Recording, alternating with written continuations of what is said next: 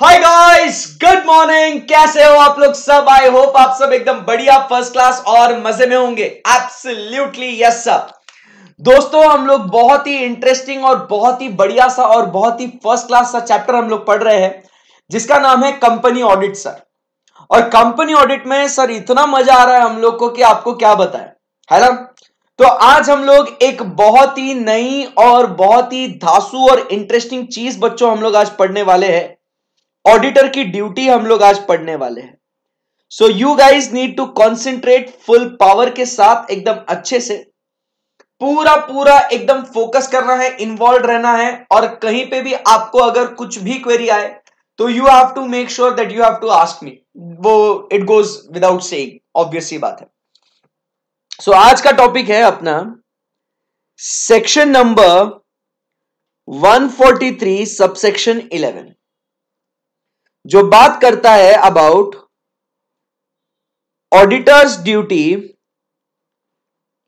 To report on the matters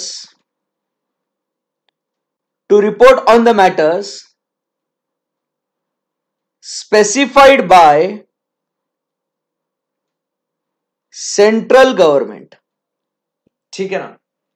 बात हो रही है सेक्शन नंबर 143 सबसेक्शन 11 की, जो कहता है auditor is suppose to report on the matters specified by central government.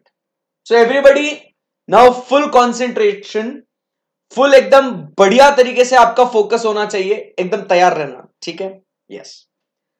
अभी यहां पे हम लोग आते हैं और देखते हैं, यह है अपना सिक्स्थ ड्यूटी, जो कहता है ड्यूटी टू रिपोर्ट, एक सेकंड होल्ड करना।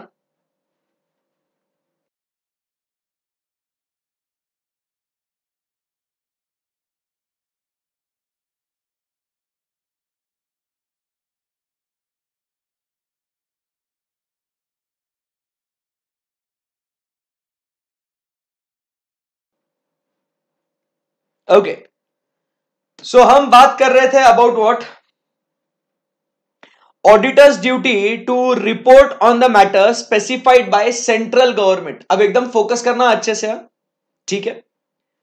सो what are we discussing? Auditors duty to report on the matter specified by central government. We are discussing what? Duty to report on the matter specified by central government. This is what we are studying is section number 143 subsection 11। जो किसके बारे में बात कर रहे हैं अपन? जो अपन बात कर रहे हैं अबाउट सेक्शन नंबर 143 सबसेक्शन 11। अभी क्या कहता है, जरा गौर से, ध्यान से, मन लगा के फोकस करना एकदम इंपॉर्टेंट है।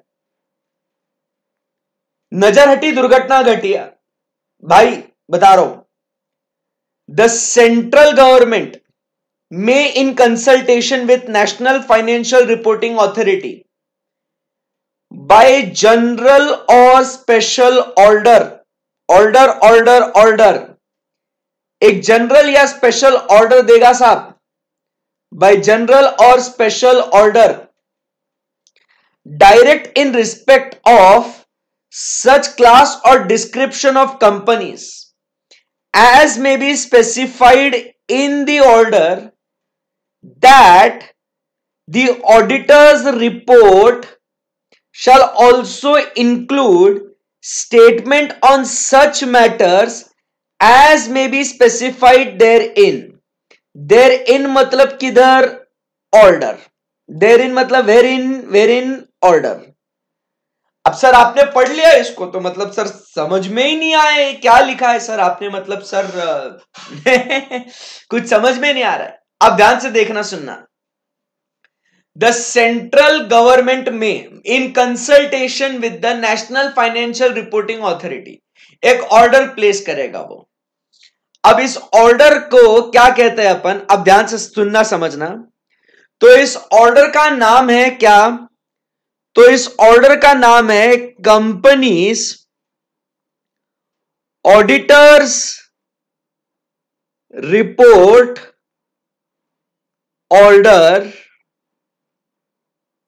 2020। तो मेरे बच्चों आप समझिए, केंद्रीय सरकार, central government will do what? Central government will issue what? One order.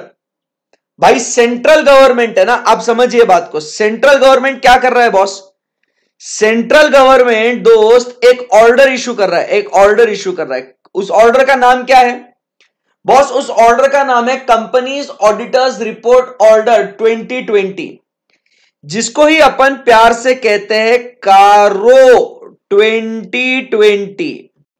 उसको ही अपन प्यार से क्या बोलते हैं बच्चों? उसको ही अपन बोलते हैं कारो। कारो stands for what? Companies auditors report order. अभी ये क्या कहता है, आप समझिए बात को।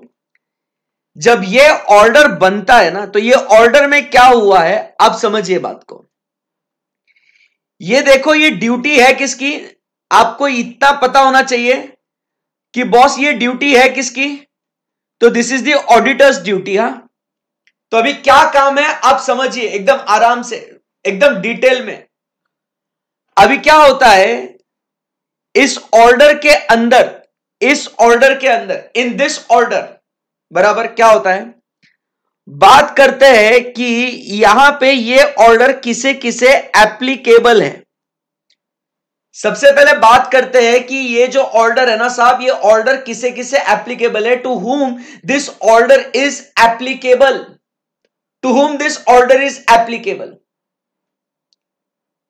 एंड जिस कंपनीज को ये ऑर्डर एप्लीकेबल होगा, सो एप्लीकेबल टू कंपनीज, बराबर। ऑडिटर्स को नहीं एप्लीकेबल होता है ऑर्डर। ऑर्डर किसको एप्लीकेबल होता है? Order is applicable to the companies, बराबर।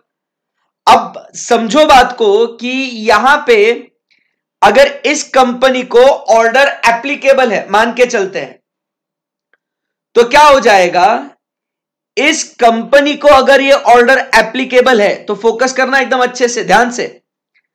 अगर इस कंपनी को, अगर इस कंपनी को ये ऑर्डर एप्लीकेबल है, तो इस कंपनी का auditor, are you getting my point? The company to whom such order is applicable, that company's auditor, focus करना, that company's auditor, that particular company's auditor, ये उस कंपनी का ऑडिटर, बराबर है। ये उस कंपनी का ऑडिटर। पूरा ऑडिट होने के बाद जाहिर सी बात है ऑडिटर साहब क्या करते हैं?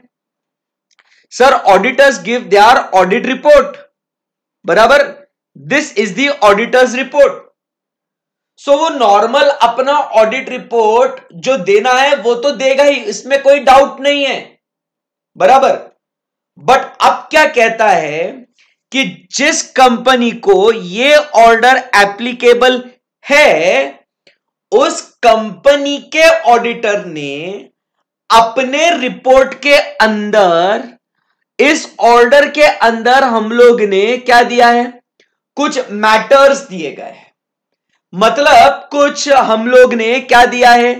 कुछ पॉइंटर्स दिए हैं, कुछ हेडिंग्स हमने दिए हैं, कुछ इश्यूज हमने दिए हैं, कुछ मैटर्स हमने दिए हैं। उन मैटर्स के ऊपर, उन मैटर्स के ऊपर, आप समझिए बात को, उन मैटर्स के ऊपर आपको क्या करना है? आपने अपना ऑडिट रिपोर्ट के अंदर उन मैटर्स पे, इन्हीं मैटर्स पे, मतलब ये जो मैटर्स होंगे ना यहां पे, ये जो मैटर्स होंगे ना यहां पे, आप समझ रहे मेरी बात को? डाइजेस्ट करो इसको आराम से, ठंडे दिमाग से। कुछ मैटर्स दिए होंगे बॉस, आप समझिए बात को। कुछ मैटर्स दिए होंगे, ये मैटर्स है कुछ। तो आप समझिए बात को, क्या होता है इन मैटर्स के ऊपर, ये जो मैटर्स है ना, जो कहां दिए गए हैं, ये कहां दिए गए हैं मैटर्स? ये मैटर्स उसी ऑर्डर में दिए गए हैं, ये मैटर्स उसी ऑर्डर में दिए गए हैं, बराबर। इसी ऑर्डर में दिए गए हैं। तो उन्हें क्या करना है ऑडिटर साहब ने? उन्हें क्या करना है ऑडिटर साहब ने? समझो बात को, बिल्कुल भी कैरिड अवे मत होना।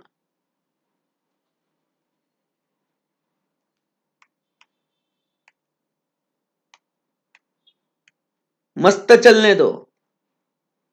एकदम ध्यान से। ये इनका आधा बॉडी कट हो गया सबका, पता नहीं कैसे। ठीक है, सो इन्हीं मैटर्स के ऊपर जिस कंपनी को ये ऑर्डर एप्लीकेबल है, वो ऑडिटर साहब क्या करेंगे, उन मैटर्स को अपने ऑडिट रिपोर्ट में शामिल करेंगे। कॉन्सेप्ट समझ में आया? बहुत ही सिंपल है। सो द कंपनी, अभी प्रोविजन पढ़ो क्या लिखा हुआ है, the central government may in consultation with National Financial Reporting Authority by general or special order. So this order is what? This order is CARO 2020. Direct in respect of such class of companies or description of companies, मतलब जिन्हें ये applicable होगा उन companies को जो कि order में ही specified होंगी। तो पहले ये ऑर्डर किसे कंपनीज को एप्लीकेबल होगा, कंपनीज को एप्लीकेबल होने के बाद, आप समझिए, कंपनीज को ये ऑर्डर एप्लीकेबल होने के बाद उस कंपनी के ऑडिटर ने अपने ऑडिट रिपोर्ट के अंदर क्या करना है, अपने ऑडिट रिपोर्ट के अंदर वो जो मैटर्स उसी ऑर्डर के अंदर लिखे गए हैं, उन मैटर्स के ऊपर उसने क्या करना है बच्चों, उस मैटर के ऊपर उसने क्या करना है, उसने यहां पे, आप समझिए बात को, क्या करना है दोस्तों, उसने उस ऑर्डर के ऊपर कमेंट, उस मैटर्स के ऊपर कमेंट करना है। I believe things are very easy now. चलो, यहां तक आपको अगर कुछ समझ में नहीं आया है तो आप प्लीज बोलिए मुझे। चलो, so anyone any query, anyone any difficulty? चलो let's try to understand. Basic theme समझा क्या? तो अपने को जब ये ऑर्डर पढ़ते हैं, अब जैसे आपके सामने ये जो है केंद्रीय सरकार ने, ये आपके सामने 9 पेजेस का ये ऑर्डर आपके सामने है, ये रहा आपके कंप्यूटर स्क्रीन के सामने, कंपनीज ऑडिटर्स रिपोर्ट ऑर्डर 2020। तो भाई आप समझिए, अपने को इसके अंदर थीम क्या पढ़ना है? पहली बात आपको ये पढ़नी है कि ये ऑर्डर किसे किसे एप्लीकेबल है, और अगर ये एप्लीकेबल है तो मैं क्या करेगा, अच्छा मैं इस कंपनी का ऑडिट कर रहा हूं, मतलब इस कंपनी को ऑर्डर एप्लीकेबल है, मतलब मेरे ऊपर एक जिम्मेदारी आई है कि ऑर्डर के अंदर दिए गए जितने भी पॉइंट्स है उसके ऊपर मैंने कमेंट करना है अपने ऑडिट रिपोर्ट के अंदर। आई बात समझ में आपको? सिंपल सी बात है एकदम। So in a nutshell, what we are supposed to do, I am the auditor, I am conducting an audit of particular company. मैंने देखना है कि क्या मेरी कंपनी को ये ऑर्डर एप्लीकेबल है कि नहीं है, और अगर मेरी कंपनी को ये ऑर्डर एप्लीकेबल है तो मैंने अपने ऑडिट रिपोर्ट के अंदर, आप देख रहे हो यहां पे ये मैटर्स आपको दिए गए हैं, ये मैटर्स के ऊपर मैंने क्या करना है, कमेंट करना है, करना है, और मैंने अपना ऑडिट रिपोर्ट सबमिट करना है। एकदम सिंपल सी बात है, एकदम सिंपल सी बात है। डाइजेस्ट करो इसको। तो इसीलिए अगर आप देखोगे तो आपको ऑर्डर में आपको क्या दिखता है, पहले तो आपको पहले दिखता है यहां पे कि ये ऑर्डर किसे किसे एप्लीकेबल है।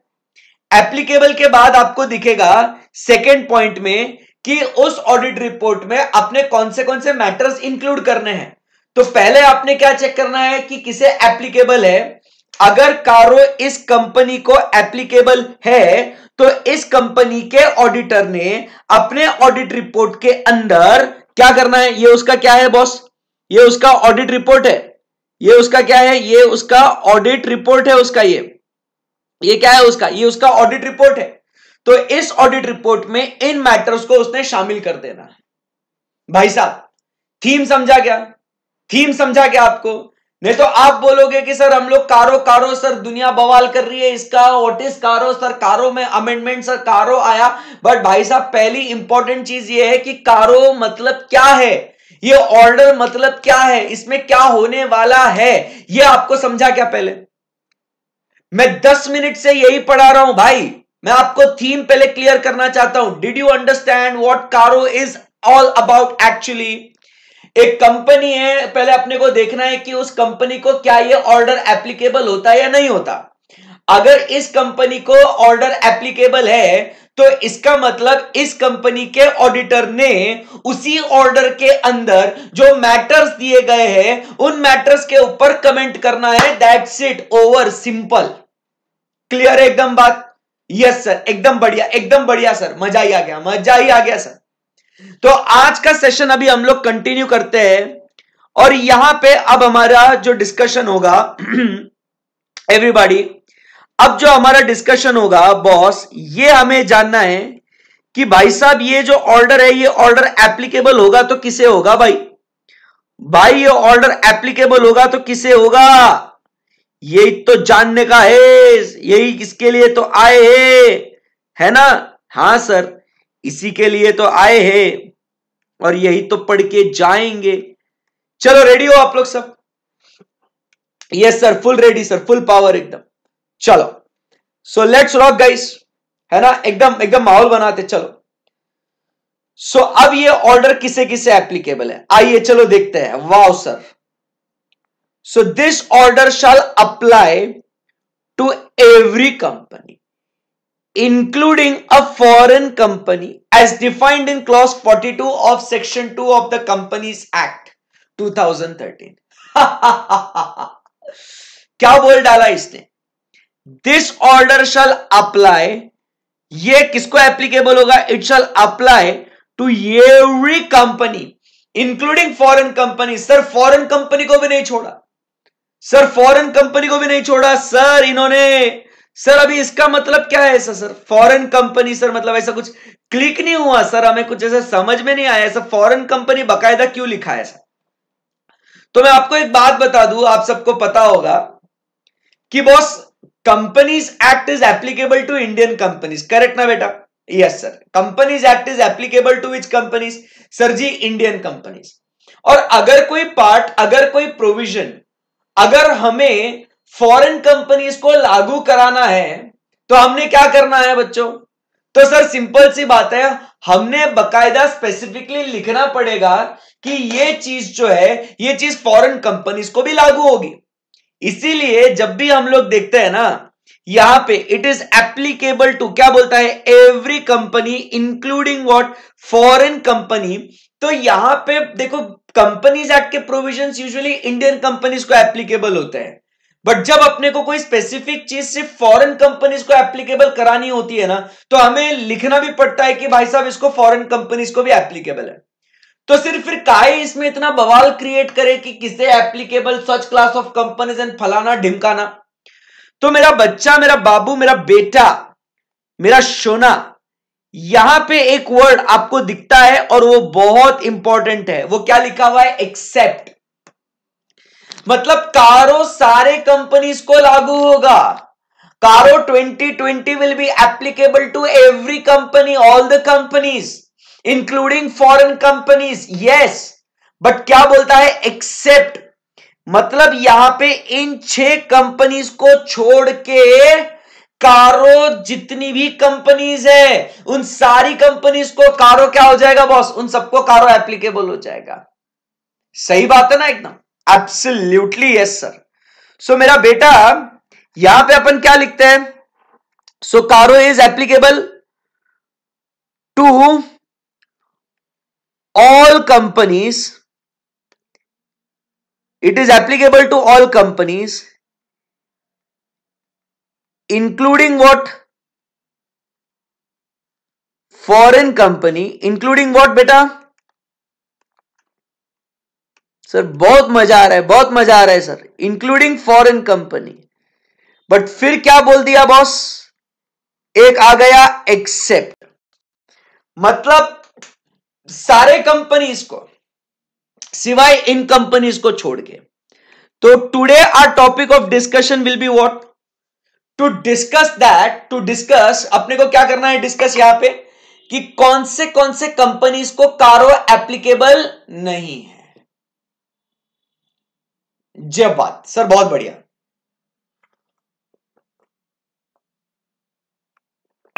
आई बात समझ में आपको? बहुत बढ़िया सर, परफेक्ट, एकदम सही है।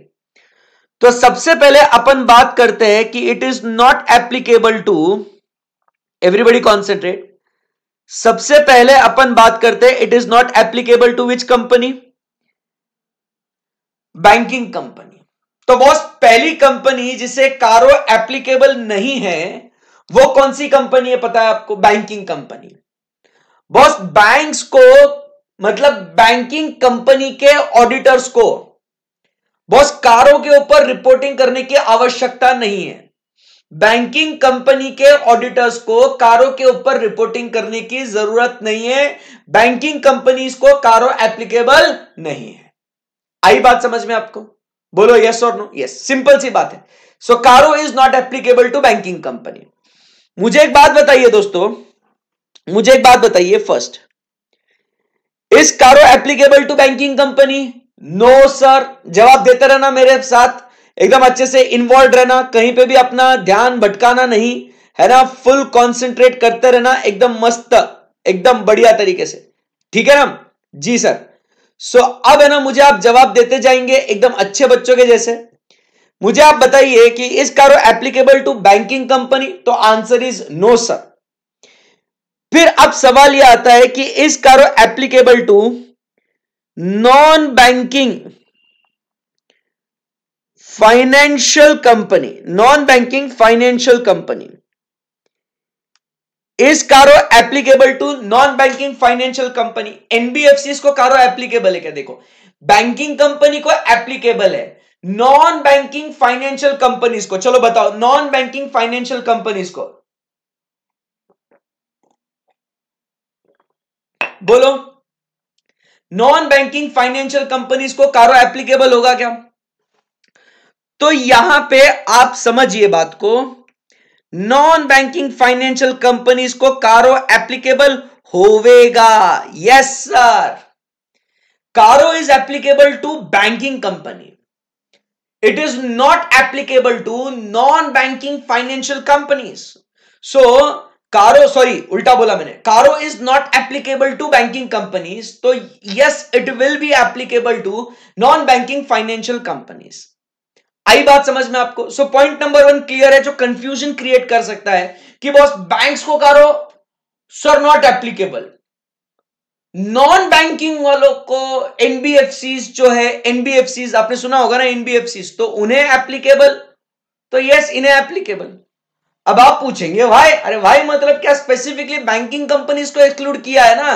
This is a non banking financial company, banks and NBFCs are different boss, banks और एनबीएफसीज में अंतर है, तो इसीलिए एनबीएफसीज को कारो एप्लीकेबल होवेगा।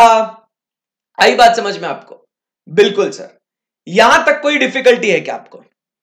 ये एक छोटू सा एकदम प्यारा सा केस स्टडी है, जो आपको क्या कर सकता है, कंफ्यूज कर सकता है, ठीक है, एग्जाम में। क्योंकि बैंक बैंक देख के बच्चा क्या हो जाता है, एकदम भयंकर कंफ्यूज हो जाएगा, and you will be like कि अरे यार ये क्या हो गया। तो ऐसा नहीं होना चाहिए, ठीक है, ओके। अब दूसरा सवाल यह है, foreign banking company,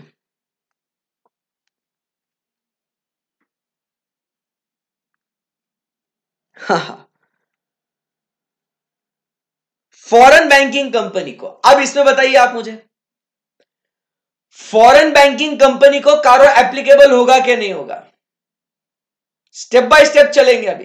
foreign banking company को कारो एप्लीकेबल होगा कि नहीं होगा? चलिए, you have to stay with me and give me the answers very quickly. Foreign banking companies, अच्छा सर हमने पढ़ा है it is including what, foreign company. Sir हमने पढ़ा है it is including foreign company, but banking company को exclude है, foreign company को इंक्लूड है, बैंकिंग कंपनी को एक्सक्लूड है। सर ई फॉरेन बैंकिंग कंपनी वाले सर का करे, कुछ समझ में नहीं आते है, दिमाग थोड़ा हैंग हो गया है सर, सर कुछ कुछ हो रहा है सर, बहुत कुछ हो रहा है सर, सर बताइए ना सर। तो बेटा जी यहां पे आपका जो आंसर होगा, यहां पे आपका आंसर होगा no, it is not applicable to foreign banking companies as well.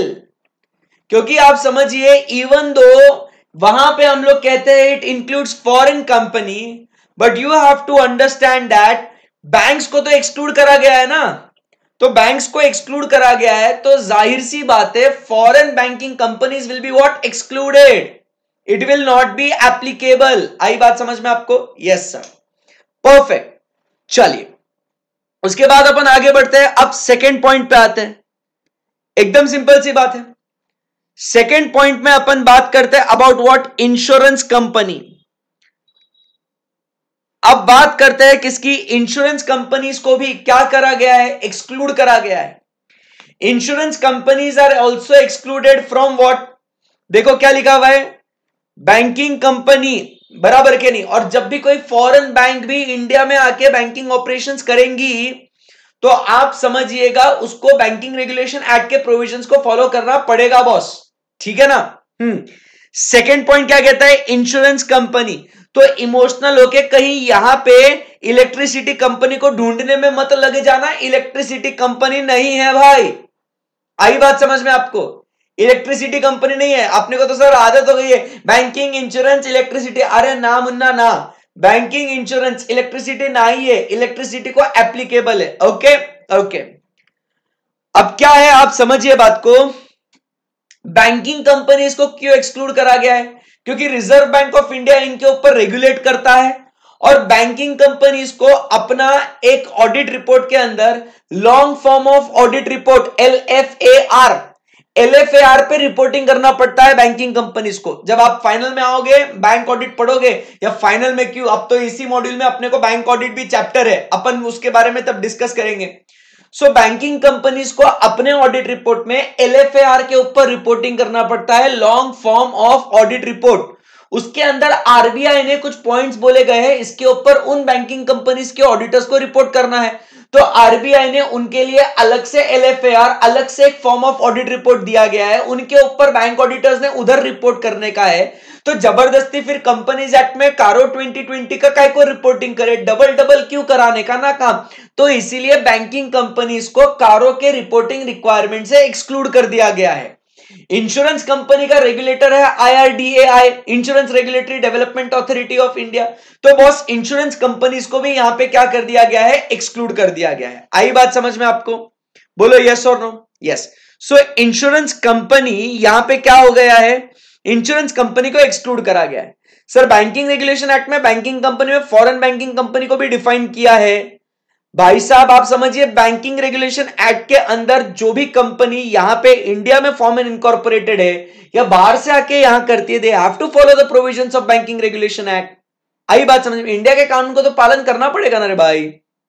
आई बात समझ में आपको, यस ऐसा है वो। सो चलिए आगे बढ़ते हैं, इंश्योरेंस कंपनी की बात करेंगे। सो इंश्योरेंस कंपनी को एक्सक्लूड कर दिया गया है, इंश्योरेंस कंपनी को क्या कर दिया गया है बॉस, एक्सक्लूड कर दिया गया है इंश्योरेंस कंपनी को। सो अब यहां पे मैं आपसे एक सवाल पूछता हूं, कौन सी इंश्योरेंस कंपनी को एक्सक्लूड कर दिया गया है, कौन सी इंश्योरेंस कंपनी को एक्सक्लूड कर दिया गया है, मुझे बताइए। जनरल इंश्योरेंस को, लाइफ इंश्योरेंस को, या दोनों को, मतलब which insurance company is excluded, sir general insurance company और लाइफ इंश्योरेंस कंपनी और बोथ,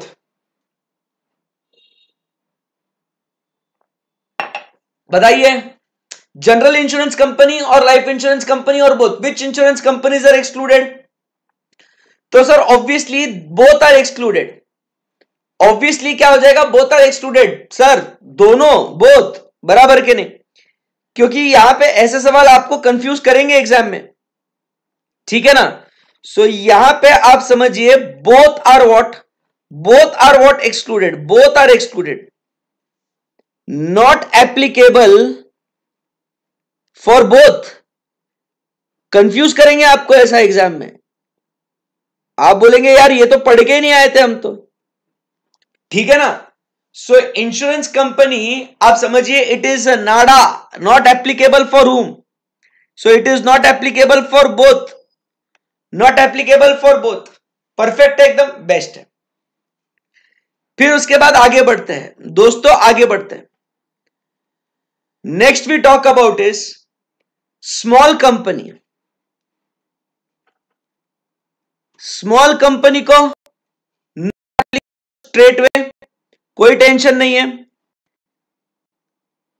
फिर उसके बाद बात करते हैं 1% कंपनी, इसे भी स्ट्रेट वे नॉट एप्लीकेबल, बराबर। And then we have a section 8 company, तो बॉस इसे भी नॉट एप्लीकेबल। ठीक है, सो यहां पे कौन से कंपनीज है जिन्हें ये कारो का प्रोविजन बॉस एप्लीकेबल नहीं है? तो यहां पे अपन बात कर रहे हैं about what? Insurance, banking company, insurance company, small company, 1 person company, section 8 company.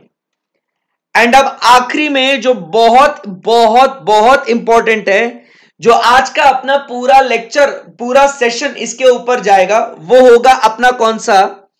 सो अपन बात करेंगे about what? Private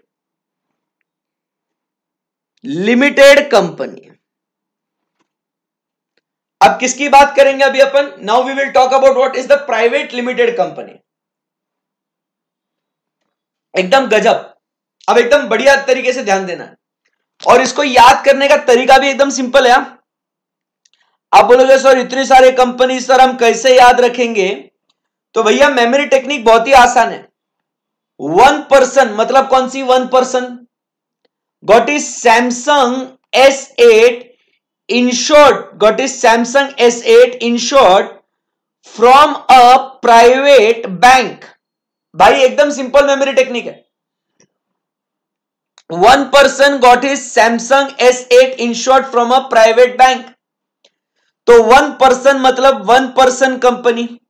Samsung is what? A very small company, S for small company. S8 मतलब आपको पता है सेक्शन 8 कंपनी। इंश्योर्ड मतलब आपको पता है इंश्योरेंस कंपनी। प्राइवेट मतलब आपको पता है private limited company, private limited company बराबर प्राइवेट लिमिटेड कंपनी। और बैंक मतलब अपन बात करते हैं about what? Banking company. So simple है ना boss memory technique? Memory technique क्या है इसका? 1 person got his Samsung S8 insured from a private bank. So एक व्यक्ति ने अपना सैमसंग का S8 प्राइवेट बैंक से इंश्योर करा लिया। भाई कितना आसान है। सो 1 person got his Samsung S8 insured from a private bank, finish. तो भाई साहब मेमोरी टेक्निक एकदम ही आसान है, एकदम सिंपल करके रख दिया आपके लिए। सो 1 पर्सन मतलब 1 पर्सन, सैमसंग का S मतलब स्मॉल कंपनी, S8 मतलब सेक्शन 8 कंपनी, इंश्योर्ड मतलब इंश्योरेंस कंपनी, प्राइवेट मतलब प्राइवेट लिमिटेड कंपनी, और बैंक मतलब बैंकिंग कंपनी। एकदम सिंपल है। सो इन कंपनीज को कारो क्या है? एक्सक्लूडेड है। इन कंपनीज को कारो एप्लीकेबल नहीं है। परफेक्ट है एकदम, यस। अब यहां पे अब देखिए डिस्कशन अपना किसका किसका हो गया है? Banking, insurance, section 8, 1 person, small company. अब जो अपना 6th पॉइंट है, it's gonna be very important. 6th point जो है, it's gonna be very very important. इतना जो डिस्कशन करना है ना अपने को, इत्तू सा, इसके ऊपर भैया आज का लेक्चर अपना पूरा समाप्त हो जाएगा। मतलब सर आज आप कारो जो पढ़ा रहे हो सर, ये कारो में आज का मतलब अभी अपना प्राइवेट लिमिटेड कंपनी का सर इत्तुच डिस्कस करेंगे। आज का पूरा लेक्चर अपना इसमें ही निकल जाएगा।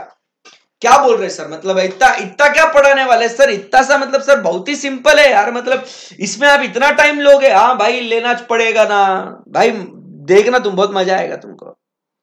अब एकदम शुरुआत करते हैं बढ़िया तरीके से। अभी एकदम ध्यान देना।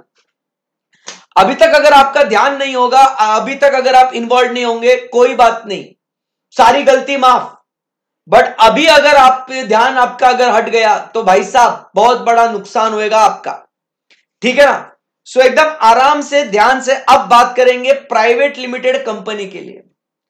अब देखो प्राइवेट लिमिटेड कंपनी की जब बात करते हैं ना, तो सारे प्राइवेट लिमिटेड कंपनीज को एक्सक्लूड नहीं करा गया है। अब मेरी बात को समझिए, सारे प्राइवेट लिमिटेड कंपनीज को बॉस एक्सक्लूड नहीं करा गया है। नहीं नहीं नहीं नहीं, सारे प्राइवेट लिमिटेड कंपनीज को बॉस एक्सक्लूड नहीं करा गया है। मैं कह रहा हूं आपसे, आप समझिए मेरी बात को। मतलब इसमें कुछ कंडीशन लगाए गए हैं, कुछ कंडीशन लगाया गया है।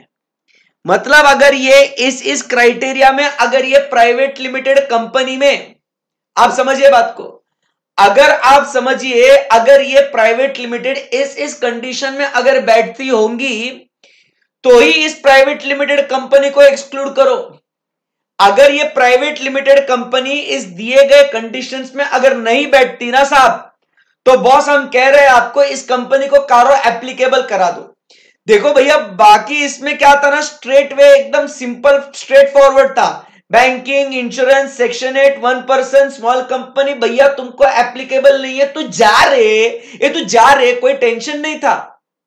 अब जो बात करनी है वो किसकी बात करनी है, प्राइवेट लिमिटेड कंपनी की। और मेरा बाबू बात समझ, यहां पे प्राइवेट लिमिटेड कंपनी को कंडीशन दिए गए हैं। ये कंडीशन अपने लिए बहुत इंपॉर्टेंट है, क्योंकि अगर वो उस कंडीशन में बैठता है तो भैया जी आप इसे एक्सक्लूड कीजिए, अगर उस कंडीशन में नहीं आता है तो आप समझिए आपको उसे इंक्लूड करना पड़ेगा। Are you getting my point? Yes. Therefore my dear friends, आप समझिए जब मैं कह रहा हूं कि इसके ऊपर अपने को बहुत ज्यादा चर्चा करनी है, बहुत विस्तार में उसको डिस्कस करना है, मैं ये क्यों कह रहा हूं आप समझिए इस बात को, क्योंकि एग्जाम में आपको कुछ कुछ क्राइटेरिया देंगे और बोलेंगे कि बताइए इस कंपनी को कारो एप्लीकेबल है या नहीं है, और अगर है तो फिर आगे क्या करना है, ऐसा कुछ केस स्टडी, आपका केस स्टडी बेस्ड एमसीक्यू बनेगा आपको ट्रू और फॉल्स में क्वेश्चन आएगा, आपको कोई डायरेक्ट क्वेश्चन आएगा। तो यहां पे आपके दो चार नंबर ऐसे आपको बटोरने होंगे। आई बात समझ में आपको? So this is very very important, ठीक है? ओके, सो अब आप समझिए बात को, एक्सक्लूड करा गया है किसे, प्राइवेट लिमिटेड कंपनी को, बराबर है एकदम? ओके, अब जो मैं डिस्कशन कर लूंगा तो वो भैया जी आपके लिए एकदम नेक्स्ट लेवल पे होगा, मतलब आपके वो मतलब बॉडी के अंदर भी मतलब आप बॉम्ब ब्लास्ट हो जाएगा आपका, देखना। अभी मुझे एक बात बताइए, पहली बात बच्चों, क्या पब्लिक कंपनी को फिर कारो एप्लीकेबल हो जाएगा क्या? देखो CARO is not applicable to private limited company, और ऊपर अगर अपन देखें तो बैंक इंश्योरेंस छोड़ दो, स्मॉल ये प्राइवेट है, 1% प्राइवेट है, सेक्शन 8 कंपनी है। तो यहां पे 6th में बकायदा प्राइवेट लिमिटेड कंपनी कुछ कंडीशंस की बात करी है। तो मेरा बच्चा मेरे को एक बात बता, क्या पब्लिक कंपनी को कारो एप्लीकेबल हो जाएगा क्या? तो सर बिल्कुल भी कारो एप्लीकेबल हो जाएगा। यस सर, मतलब स्ट्रेट वे सर, इसमें तो कोई हमें दिक्कत ही नहीं है, कोई दुविधा नहीं है सर, एकदम बढ़िया सर, एकदम बढ़िया। पब्लिक कंपनी को भी कारो एप्लीकेबल है सर, बहुत बढ़िया sir, applicable sir, public company को एप्लीकेबल, आप डरो ही मत सर।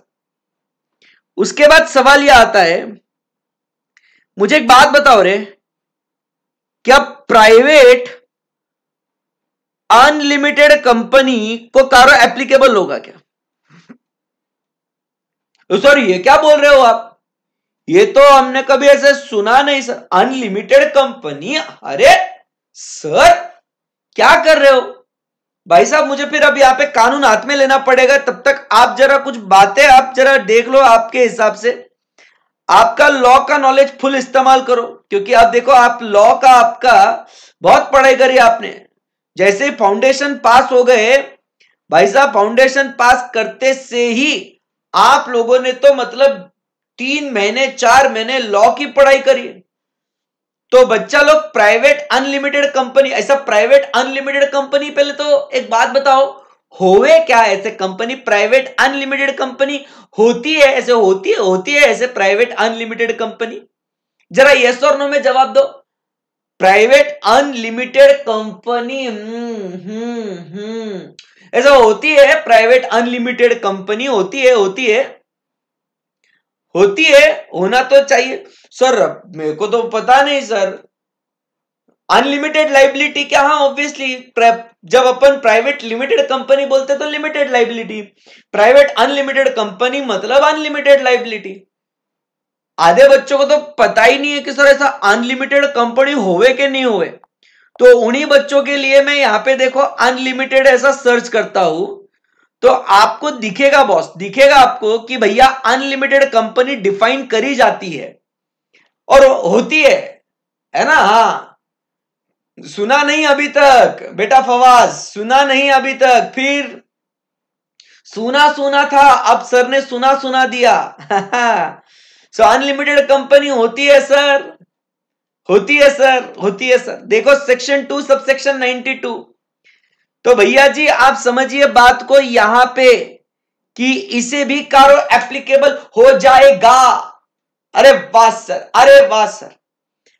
कानून हाथ में रखना, कानून साथ में होना आपके, बराबर के नहीं? यस। अब देखो बहुत कम लोग बनाते हैं तो उसका विषय अलग है, बट अपने को तो भैया अपने केस स्टडी के हिसाब से अपने को इंफॉर्मेशन इकट्ठा करनी है। सो बेटा जी आप समझिए, प्राइवेट लिमिटेड कंपनी को कारों से छुटकारा दिया गया है।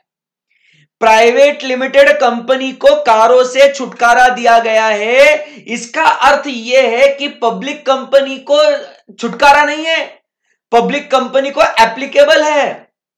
प्राइवेट लिमिटेड कंपनी को कंडीशन अगर है तो एक्सक्लूडेड है, बट प्राइवेट अनलिमिटेड कंपनी को भैया जी एप्लीकेबल। ऐसा है, ऐसा है, ऐसा है। आई बात समझ में आपको? बिल्कुल बिल्कुल, बढ़िया बढ़िया बढ़िया, एक नंबर एक नंबर। फिर अब यहां पे आगे बढ़ते हैं और अब चर्चा करते हैं प्राइवेट लिमिटेड कंपनी के बारे में। जरा कुछ एक बेहतरीन और अच्छा डिस्कशन करते हैं। सो अब सबसे पहले अपन बात करेंगे अबाउट व्हाट, मास्टर कंडीशन की। किसकी बात करूंगा मैं? तो बॉस अपन बात करेंगे अबाउट व्हाट, मास्टर कंडीशन की। मास्टर कंडीशन की बात करेगा तुम्हारा मास्टर, अभी मास्टर कंडीशन की बात करेगा। सर कितना बोर था, कोई बात नहीं, हंसना पड़ेगा ऐसे, बाद में हंसेंगे, ठीक है बाद में हंसो, बट हंसो जरूर, मैं याद दिलाऊंगा बाद में। मास्टर कंडीशन की बात करेंगे अभी। अब पहले देखो इधर कहीं डिफाइन किया नहीं है ऐसा मास्टर कंडीशन वगैरह, बट बेटा मास्टर कंडीशन मैं बोल रहा हूं, इसके लिए वो मास्टर कंडीशन ऐसा किताब में, मॉड्यूल में या ऑर्डर में कहीं लिखा नहीं है। सो अभी क्या कहते हैं, अब प्राइवेट लिमिटेड कंपनी, पहली बात क्या कहता है, not being a subsidiary or holding company, not being a subsidiary or holding company of a public company, this is the master condition रे बेटा। A private limited company not being a subsidiary or holding company of a public company, having मतलब फिर additional condition है। ये जो है ना, ये कंडीशन जो है ना, ये जो कंडीशन है, ये इसके लिए कौन से कंडीशन है, ये एडिशनल कंडीशन है बॉस, ये एडिशनल कंडीशन है। बट आप समझिए बात को, मैं जो बोल रहा हूं आप एकदम ध्यान से मन लगा के आप समझिए बात को, आप समझिए बात को। यहां पे अपन क्या कहते हैं, ये मास्टर कंडीशन है मेरा, not being a subsidiary or holding company, क्या बोलता है यहां पे, not being a subsidiary or holding company of a public company. मतलब आप समझिए बात को, क्या कहते हैं यहां पे कि बेटा अगर आप ये एडिशनल कंडीशन भले ही सेटिस्फाई कर रहे हो, अगर आप ये एडिशनल कंडीशन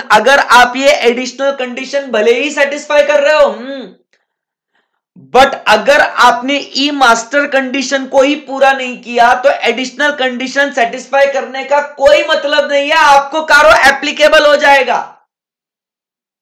तो इसीलिए जब भी हम लोग कोई भी प्राइवेट लिमिटेड कंपनी के नजरिए से कोई भी केस स्टडी हम लोग अगर देखेंगे तो पहले हमें इस कंडीशन के ऊपर फोकस करना पड़ेगा कि बॉस वो ऐसी प्राइवेट लिमिटेड कंपनी होनी चाहिए कि जहां पे उसके ऊपर कोई पब्लिक नहीं, कोई नीचे कोई पब्लिक नहीं, मतलब वो एकदम प्योर, एकदम पवित्र, एकदम शुद्ध प्राइवेट कंपनी होनी चाहिए। वाह वाह सर, तो हमें वो प्राइवेट लिमिटेड कैसी चाहिए, हमारी प्राइवेट लिमिटेड कंपनी कैसी हो सर, वो ऐसी हो कि जिसका किसी पब्लिक कंपनी के साथ नाता नहीं हो सर, पवित्र हो, शुद्ध हो, पब्लिक कंपनी के साथ उसका कोई भी रिश्ता, कोई भी ताल्लुकात, कोई भी संबंध ना हो सर, ऐसी प्राइवेट कंपनी चाहिए।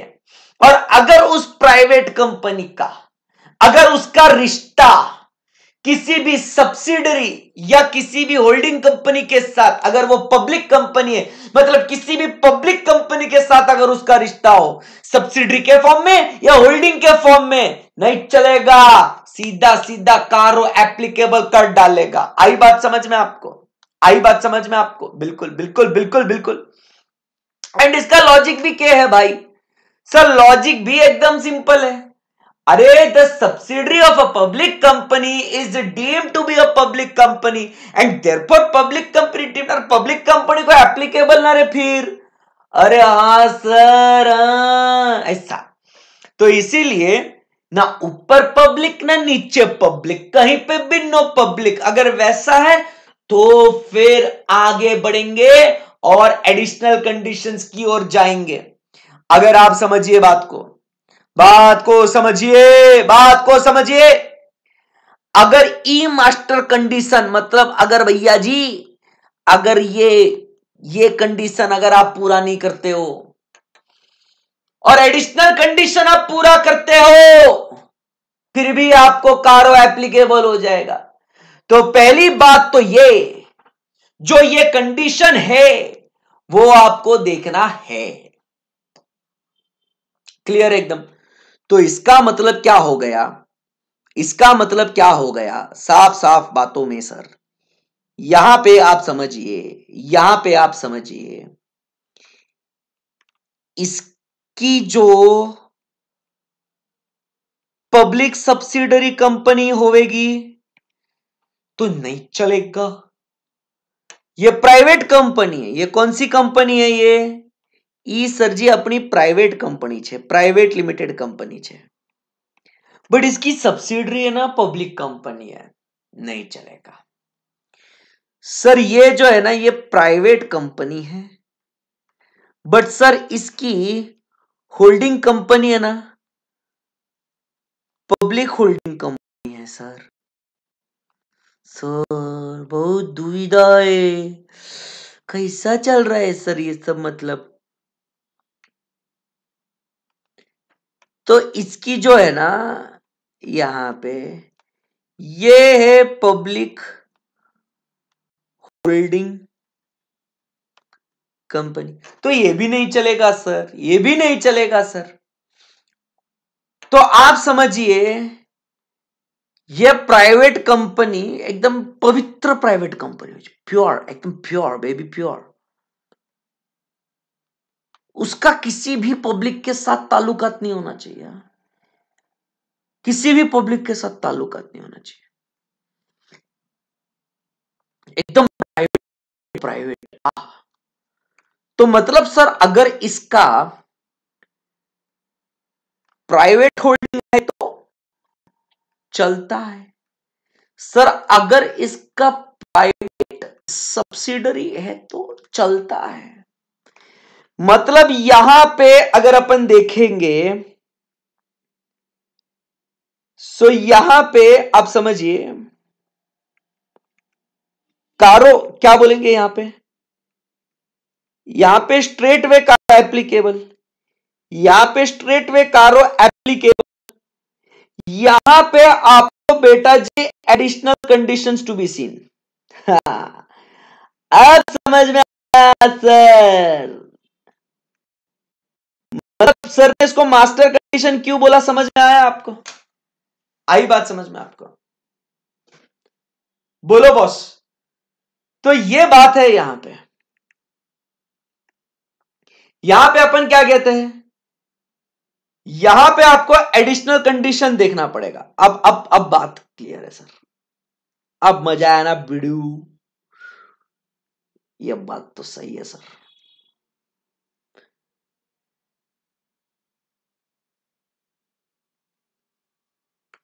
जो बात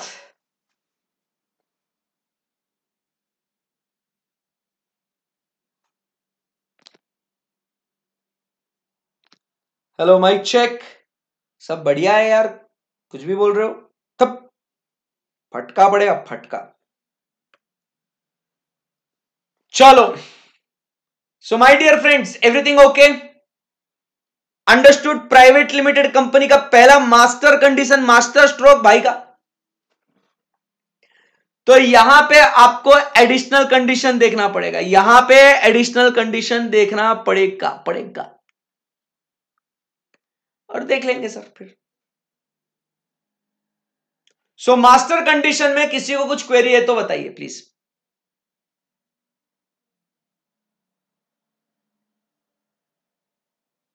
चलो इसमें कुछ क्वेरी है किसी को तो प्लीज बताइए बॉस।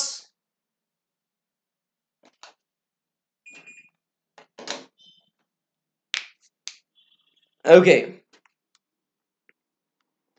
अब मास्टर कंडीशन पढ़ने के बाद अब मास्टर आपका लेके जाएगा एडिशनल कंडीशन के पास।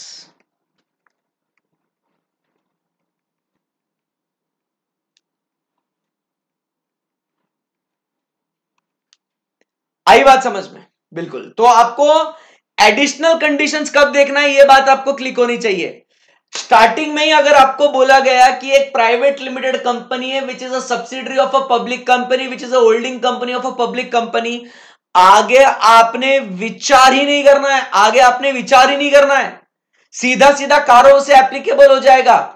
बट जब आपको दिखता है कि okay it's a pure what private limited company which is not being, मतलब विच इज एक्सेप्शन किसे दिया गया है, एग्जेम्पशन किसे दिया गया है, ऐसी प्राइवेट लिमिटेड कंपनी जो किसी भी पब्लिक कंपनी की सब्सिडरी या होल्डिंग कंपनी नहीं हो उसको एग्जेम्पशन दिया है, और उस प्राइवेट कंपनी का आपने आगे के कंडीशंस देखने। आई बात समझ में आपको? ये बेबी आई बात समझ में आपको?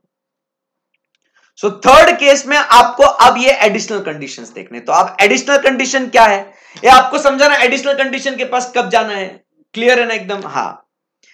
तो अभी क्या बोलता है वो यहां पे, who's paid up share capital, who's paid up capital and reserves and surplus not more than rupees 1 crore as on balance sheet date। तो पहला कंडीशन ये आपके सामने ये रहा। चलो अभी एडिशनल कंडीशन,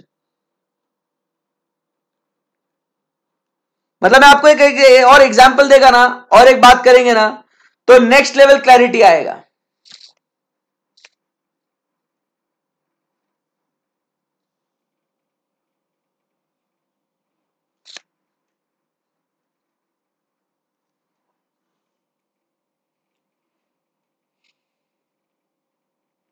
सो अब आप समझिए बात को।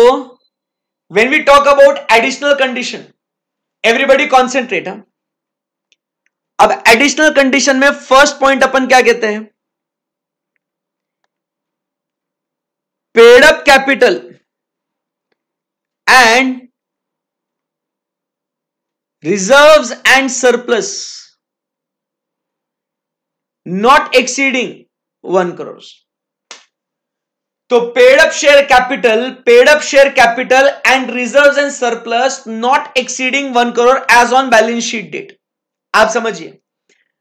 तो अब मुझे एक बात बताइए, एक ऐसी, अभी आप देखो, आप मुझे बता दोगे, अब आप ही जवाब दे दोगे, बहुत बहुत बढ़िया जवाब दोगे, एकदम मस्त ध्यान से, आप एकदम आराम से ना मन लगा के आप फोकस कीजिएगा। ये कंपनी है जिसकी एक पब्लिक होल्डिंग कंपनी है और ये प्राइवेट कंपनी है। बॉस जवाब देना।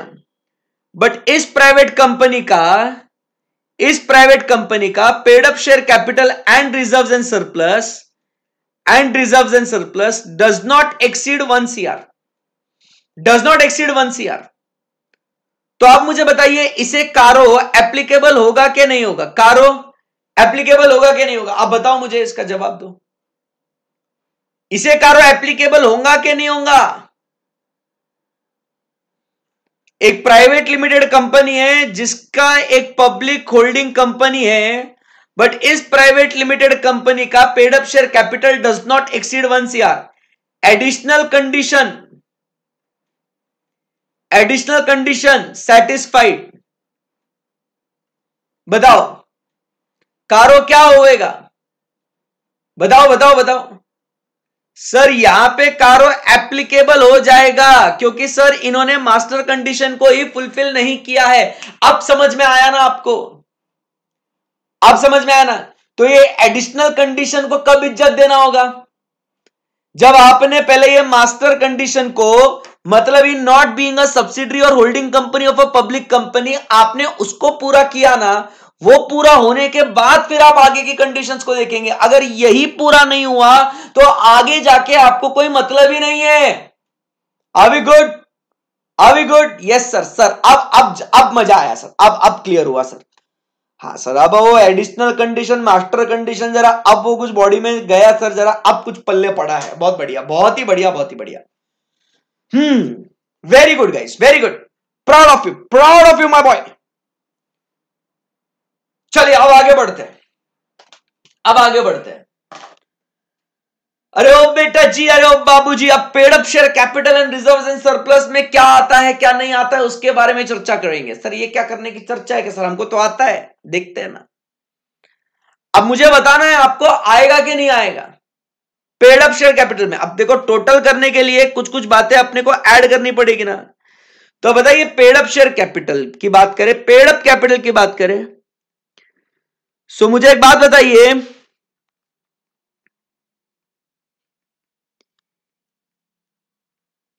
इक्विटी शेयर्स लेने का कि नहीं लेने का?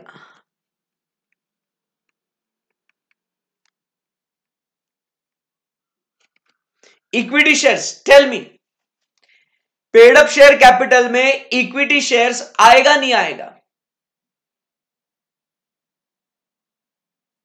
इक्विटी शेयर्स आएगा नहीं आएगा? बोलते जाना है आपको। प्रेफरेंस शेयर्स आएगा नहीं आएगा? देखो, हम लोग को क्या कंप्यूट करने का है sir? We need to compute paid up share capital. We need to compute what? Paid up share capital, paid up share capital.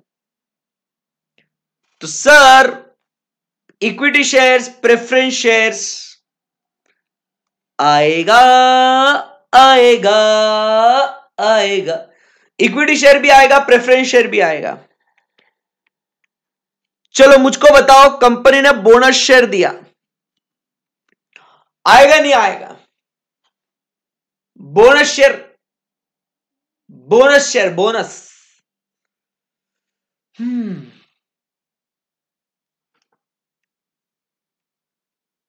Right shares,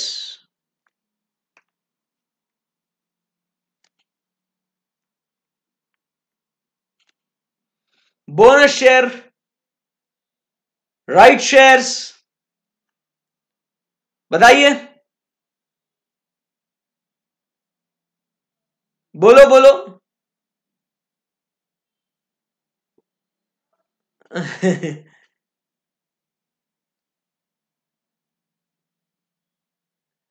bonus share, right shares. Right आएगा, बोनस नहीं आएगा, bonus आएगा, right नहीं आएगा। Sir कुछ भी नहीं आएगा सर, हमको नहीं खेलने का, मैं तो क्लास को नहीं आएगा।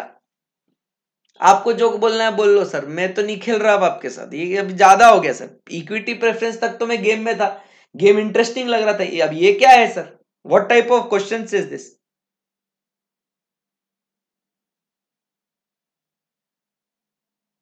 बोनस शेयर्स नहीं आएगा, राइट शेयर्स आएगा। अरे बेटा जी, ये करण अर्जुन है, मेरे करण अर्जुन आएंगे। बोनस भी आएगा और अरे राइट शेयर्स भी आएगा। अरे नलायको, हाँ, तुम लोग को पता नहीं है बोनस शेयर्स क्या होता है? It is what? Capitalisation of profits ना। जो आपका रिजर्व है, वो फ्री रिजर्व्स को आप कैपिटलाइज करते हो ना, so it is transfer to what? The paid up share capital ना। बोनस, अरे कैसे मारेगा ना पकड़ के, हाँ। बोनस शेयर, बोनस शेयर आप समझिए, बोनस शेयर्स आएंगे और राइट शेयर्स भी आएंगे। ये बेटा करण अर्जुन है। अरे बोनस बचपन में पढ़ा था यार, बचपन में पढ़ा था। It is what? Capitalisation of profits. काई करे इसके लिए ये चीजें मुझे कितना, मतलब क्या क्या जरूरत है? मैं तो लिख के आ सकता हूं, paid up share capital, reserves and surplus बच्चों नॉट एक्सीड इन 1 करोड़। आपका तो खत्म हो गया कहानी, किस्सा पढ़ा के खत्म हो गया मेरा। बट क्या आपको पता ही नहीं बोनस शेयर, राइट शेयर आना नहीं आना? गलती हो गई ना। हाँ, फिर उसके बाद कॉल्स इन एडवांस। क्या करना है? Calls in advance.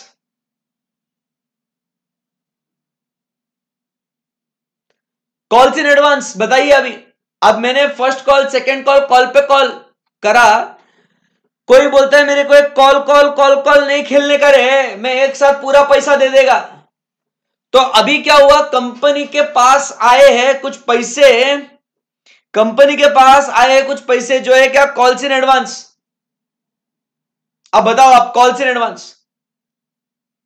अब do calls in advance form part of paid up share capital, अब ये तो बता दो कम से कम।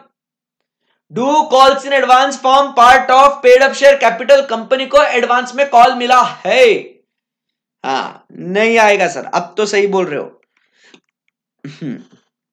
And calls in arrears,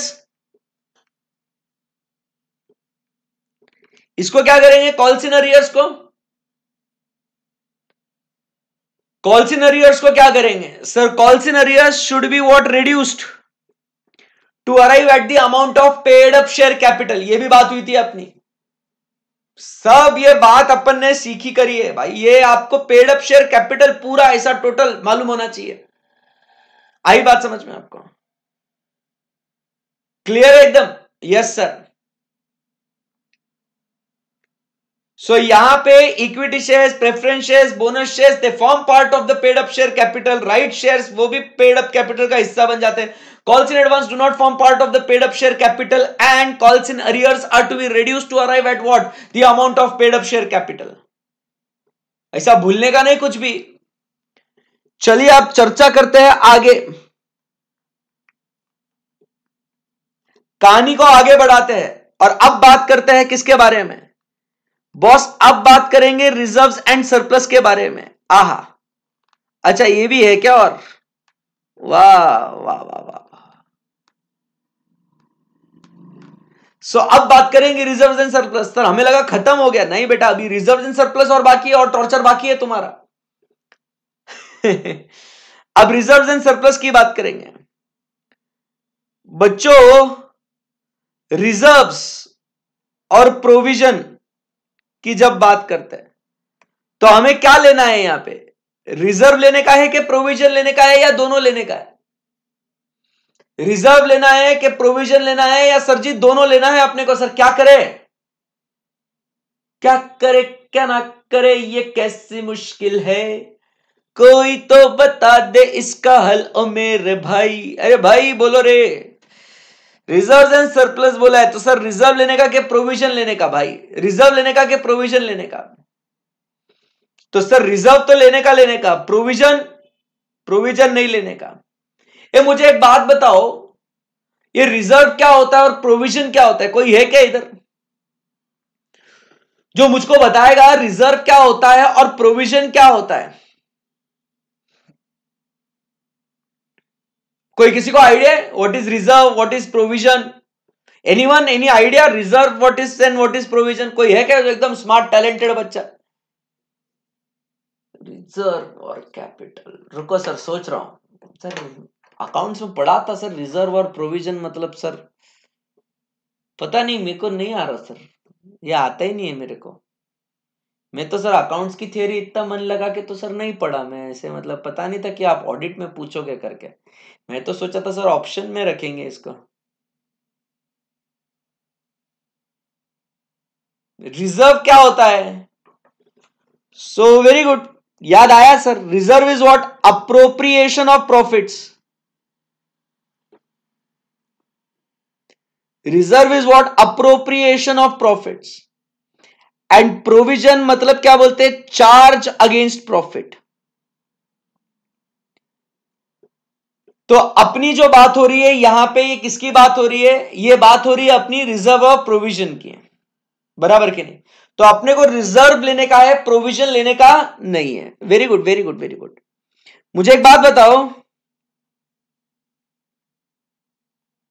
capital reserve,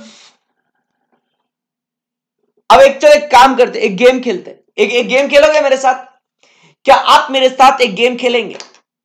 interested हो आज ऑडिट के क्लास में गेम खेलने के लिए? आज सर गेम खेलेंगे सर फुल एंजॉय। यस चलो, अब मैं आपको कुछ कुछ आइटम्स के बारे में, आइटम्स मतलब लिस्ट ऑफ थिंग्स, ऐसा कुछ भी बोलने का नहीं। तो अभी मैं कुछ अबे आइटम मतलब जो यही, हाँ मैं कुछ आइटम्स के बारे में बात करूंगा यहां पे। तो आपने मुझे बताना है कि वो जो पर्टिकुलर आइटम में यहां पे बात कर रहा हूं, तो वो आइटम वो प्रोविजन है कि रिजर्व है, आप मुझे वो बताना। चलो बोलेंगे आप, गेम खेलेंगे, ठीक है ना। So particular whatever I write over here, you have to tell me कि whether it is a reserve or a provision. तो गेम कौन सा है? Game pretty simple, game is pretty simple. So you have to tell me whether it is a reserve or a provision, ठीक है ना। Okay okay चलो, so I list down the things. Okay okay, so यहां पे मुझे एक बात बताओ, कैपिटल रिजर्व रिजर्व है कि प्रोविजन है, और इसको लेने का क्या अपन ने?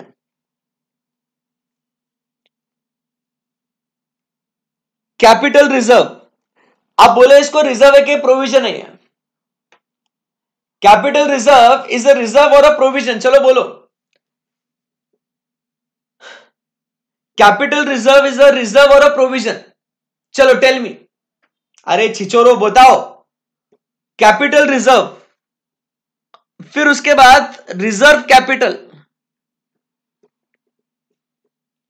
Capital reserve reserve capital. अच्छा, कौन सा लेने का कौन सा नहीं लेने का इसके अंदर, और दोनों में क्या डिफरेंस है? मैंने बस कैपिटल रिजर्व रिजर्व कैपिटल, कौन सा लेने का कौन सा नहीं लेने का बताइए। So capital reserve is what? A reserve. चलो सर डन है, ये तो बात एकदम सिंपल है sir. Capital reserve is a reserve. Okay, लेने का ले लिया, ले लिया, तूने बोला ले लिया, ले लिया।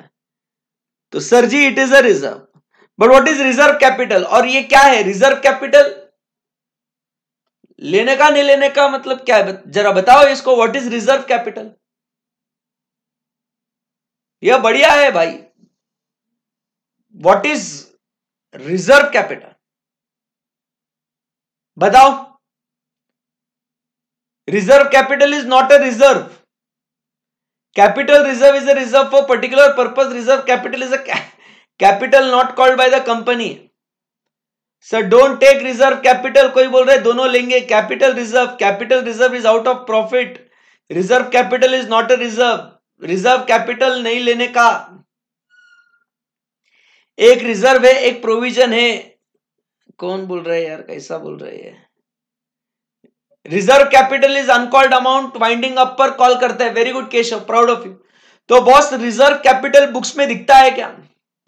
रिजर्व कैपिटल बुक्स में दिखता है क्या? नो। तो सर रिजर्व कैपिटल को नहीं लेंगे बॉस, रिजर्व कैपिटल को नहीं लेंगे, नहीं नहीं नहीं नहीं नहीं लेंगे। ऐसा बहुत बढ़िया चीज है यार, आपको कंफ्यूजन के बुक्स में दिखता ही नहीं है रिजर्व कैपिटल। बुक्स में दिखता है क्या रिजर्व कैपिटल? नहीं दिखता सर, नहीं दिखता बुक्स में रिजर्व कैपिटल। कहां से लेंगे रिजर्व एंड सरप्लस के अंदर रिजर्व कैपिटल? या ऐसा आपका केस स्टडी बेस्ड एमसीक्यू में इतना इतना परेशान करेगा ना मेरे बच्चे को, बट मैं नहीं चाहता कि मेरा बच्चा परेशान हो करके। आप समझे मेरी बात को?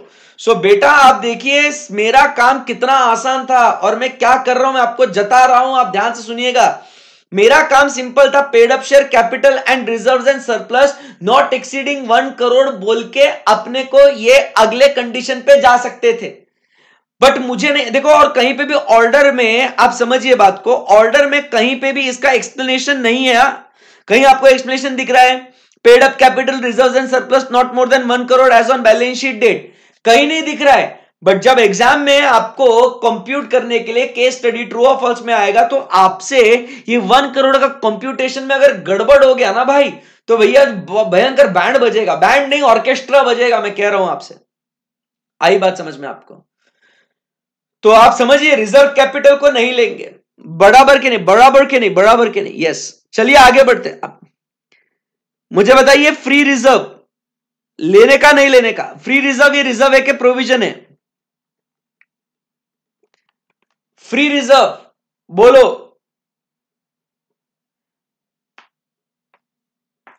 फ्री रिजर्व बोलो बॉस। फ्री रिजर्व लेने का नहीं लेने का? फ्री रिजर्व रिजर्व है कि प्रोविजन है बताओ? फ्री रिजर्व रिजर्व के प्रोविजन, फ्री रिजर्व रिजर्व के प्रोविजन, बोलना पड़ेगा आपको, बोलना पड़ेगा। फ्री रिजर्व रिजर्व है सर, बस क्या सर? अरे सर मजाक कर रहे हैं हमारे साथ, मजाक। तो रिजर्व है लेने का, ओके। फिर उसके बाद फ्री रिजर्व की बात अपन बात करते हैं।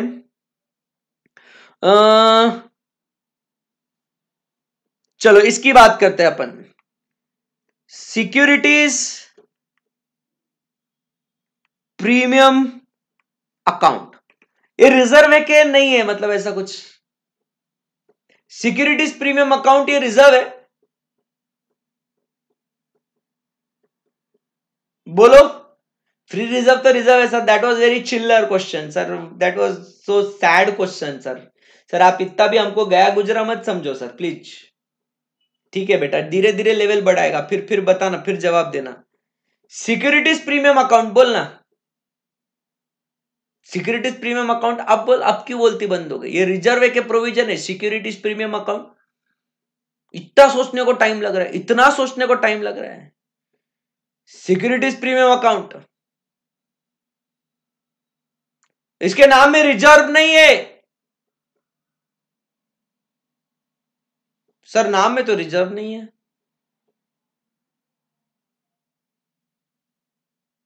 Securities premium account,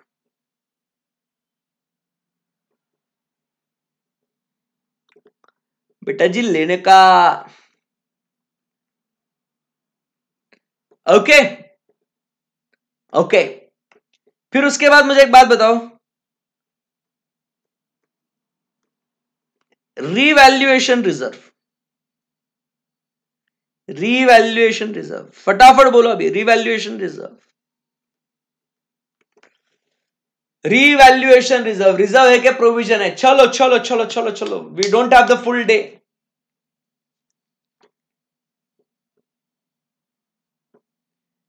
revaluation reserve क्या बोलेंगे इसको?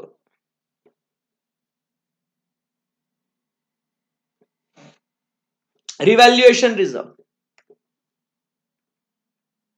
ए भी सर जी रिजर्व है, ये भी रिजर्व है। अरे नाम में रिजर्व है ना रे, येड़ा है क्या रे? लेने का इसको, लेने का रिवैल्यूएशन रिजर्व ले, बिंदास ले। Next, capital redemption reserve, debenture redemption reserve. बोलो बोलो बोलो, बोलते जाओ, डरो मत। कौन सा लेने का, कौन सा नहीं लेने का, दोनों लेने का, दोनों नहीं लेने का, बोलते जाओ। So capital redemption reserve, debenture redemption reserve. आप मुझे बता दो सर, सीआरआर लेने का नहीं लेने का, डीआरआर लेने का नहीं लेने का, आप बोलते जाओ बस, मैं लिखते जाता हूं। accumulated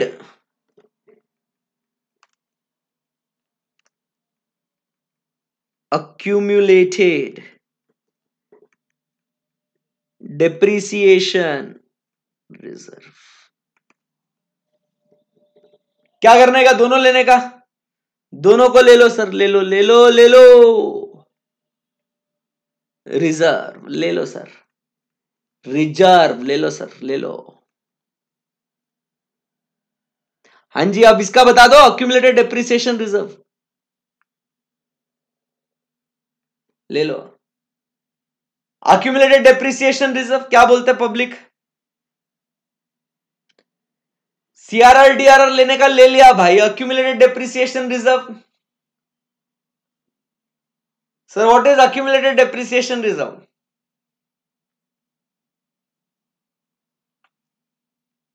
सोचो तुम लोग, तब तक मैं और एक रिजर्व सोचता हूं। Reserve for bad and doubtful dates. आहा क्या रिजर्व है सर, क्या रिजर्व है, एक नंबर, क्या नाम है, बोलो।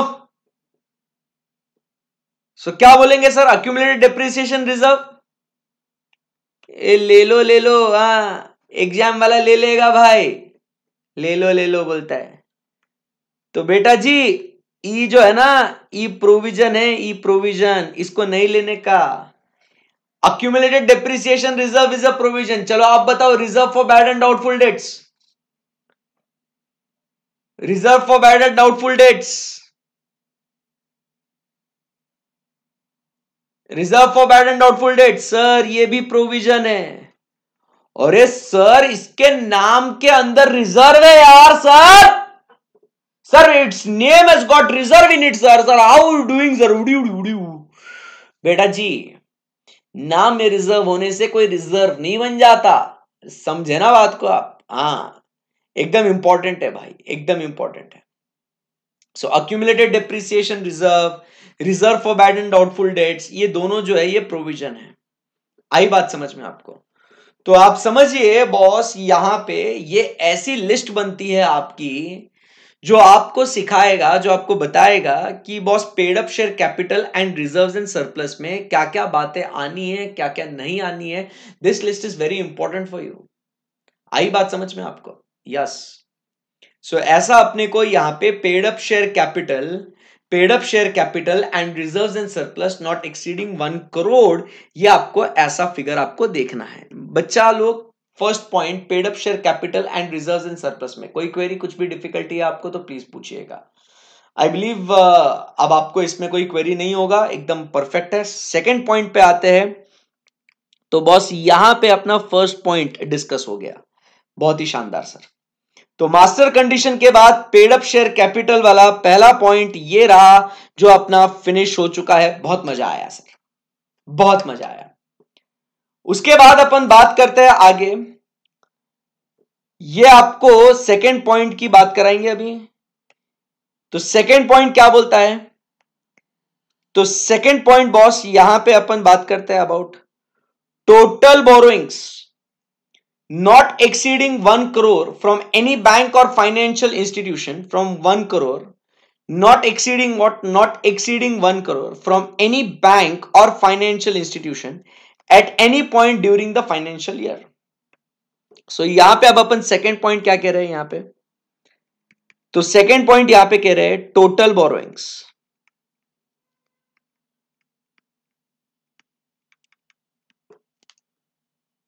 total borrowings from whom? From banks or financial institution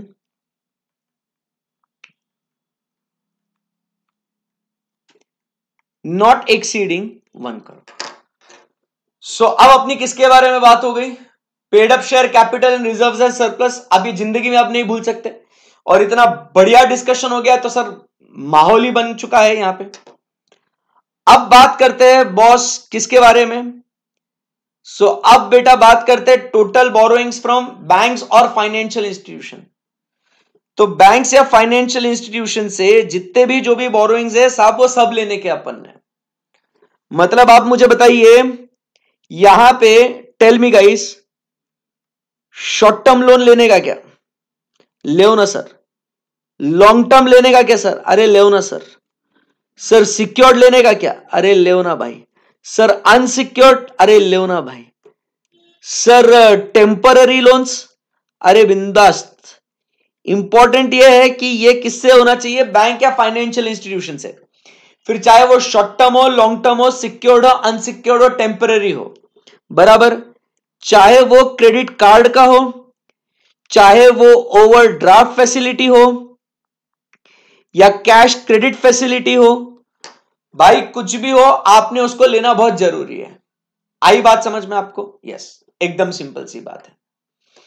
अब यहां से आगे बढ़ते हैं। अब मुझे एक बात बताओ, फंड बेस्ड लेने का कि नॉन फंड बेस्ड लेने का?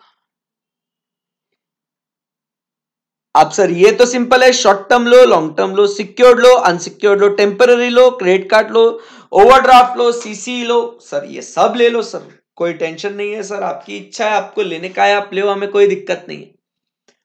अब सवाल ये आता है कि फंड बेस्ड लोन लेने के या नॉन फंड बेस्ड लोन लेने के। That is a very very important question out यार। फंड बेस्ड लेने का या नॉन फंड बेस्ड लेने का? कौन सा लोन लेने का? फंड बेस्ड या नॉन फंड बेस्ड? सर हम एक बात बोले क्या आपको, सर आप बुरा मत मानना सर, ये fund based non fund based लेने का नहीं लेने का सर ये हम जवाब दे देंगे आपको, इसमें कोई कोई दिक्कत नहीं है सर बट है ना वो क्या है, ये होता क्या है पहले वो बताओ ना सर। सर हमको आइडिया नहीं है, ये आप जो बोल रहे हो ना ऐसी वैसी बहकी बहकी बातें कर रहे हो सर आप, हमें आइडिया नहीं है what is fund based and non fund based, sir we don't know it. अच्छा नहीं पता, चलो मैं बताता हूं। देखो जहां पे एक्चुअल मनी इन्वॉल्व होता है ना, ये जो क्या बोलते हैं उसको, जहां पे एक्चुअल लोन एडवांस किया जाता है, actual money has been given, उस चीज को अपन क्या कहते हैं बॉस, उस चीज को अपन क्या कहते हैं, उस चीज को अपन कहते हैं एज व्हाट, फंड बेस्ड। बराबर। जो बैंक ने एक्चुअली लोन दिया है ना, जो बैंक ने एक्चुअली लोन दिया है ना, उसको अपन क्या बोलते हैं, फंड बेस्ड बोलते हैं। और नॉन फंड बेस्ड मतलब अगर फॉर एग्जाम्पल की अगर अपन बात करें, जैसे कि आपने सुना होगा बैंक गारंटी, सुना होगा आपने बैंक गारंटी, ठीक है ना। या तो अपन बात करते हैं about what, letter of credit,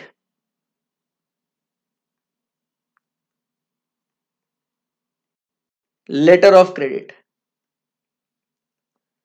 अब समझिए इसको अपन क्या बोलते हैं, नॉन फंड बेस्ड लोन, इसको अपन क्या बोलते हैं, non fund based loan. Bank guarantee, letter of credit, इसको अपन क्या बोलते हैं, इसको अपन बोलते हैं non fund based loan, because here the bank has not actually advanced any money to us. आई बात समझ में आपको? जैसे कि क्या हुआ आप समझिए, यहां पे एक कौन है, ये एक्सपोर्टर है, यहां पे ये कौन है, इंपोर्टर है। एक्सपोर्टर बोलता है इंपोर्टर को कि तू पहले पैसा दे, ये बोलते पहले तू दे मटेरियल, पहले तू दे, वो बोलते नहीं पहले तू दे, क्योंकि अब इसको गुड्स भेजने के हैं, बराबर, और इसको पैसा भेजने का है। बट अब इसको इस पे भरोसा नहीं, उसको इस पे भरोसा नहीं, दोनों को किसी पे भी भरोसा नहीं है, तो अब ये क्या करता है, यहां पे ये जाता है किसके पास, ये जाता है बैंक के पास, और बैंक को बोलता है, इंपोर्टर क्या बोलता है बैंक को, बैंक तेरे को तो मेरे पे भरोसा है ना, तो एक काम कर, गारंटी दे कि अगर हर्षद ने पैसा नहीं दिया तो मैं देगा, ऐसा बैंक गारंटी देता है एक्सपोर्टर को, और एक्सपोर्टर बोलता है ओके गुड्स ले ले, और उसके बेसिस पे ये इसको पे कर देता है। तो बैंक ने यहां पे कहीं पे भी आपको फंड्स एडवांस किए क्या आपने, बैंक ने कहीं पे भी आपको फंड्स यहां पे एडवांस करे क्या, बैंक ने नहीं। तो आप समझिए बात को, यहां पे बैंक्स ने कहीं पे भी फंड्स एडवांस नहीं करे हैं, बैंक ने बस सिर्फ और सिर्फ और सिर्फ क्या दिया है, एक गारंटी दिया है। आई बात समझ में? तो इस टाइप के लोन्स को क्या कहते हैं, फंड बेस्ड लोन्स या नॉन फंड बेस्ड लोन्स, तो इसको कहते हैं नॉन फंड बेस्ड लोन्स। तो मेरी लाइबिलिटी नहीं है, एचजे ने भले ही बैंक गारंटी लिया बट मेरी लाइबिलिटी नहीं है बैंक को उतनी गारंटी का मैं पैसा दूं करके। आई बात समझ में आपको? इसीलिए अपन ने क्या कहते हैं बॉस, अपन ने नॉन फंड बेस्ड लोन्स को नहीं लेने का। हाँ, जब अगर मान लो बैंक ने एक्सपोर्टर को पैसा, अभी क्या हुआ, हर्षद ने, इंपोर्टर जो है हर्षद ने पैसा है ना एक्सपोर्टर को नहीं दिया, तो किसको देना पड़ेगा, बैंक को देना पड़ेगा, और बैंक किससे वसूल करेगा, हर्षद से। तो आप समझने की कोशिश करो, उस टाइम पे फिर वो non fund based loan convert हो जाएगा into what, fund based loan, और उस समय पे फिर आपको इसको कंसीडर करना पड़ेगा। आई बात समझ में आपको? यस, ये बात हो गई। समझ में आया what is fund based and non fund based, और फिर मैंने आपको आंसर भी बता दिया यार, इमोशनल होके, कोई बात नहीं, होता है। इसीलिए अपन ने क्या करना है, यहां पे फंड बेस्ड को लेने का है और नॉन फंड बेस्ड को नहीं लेने का है।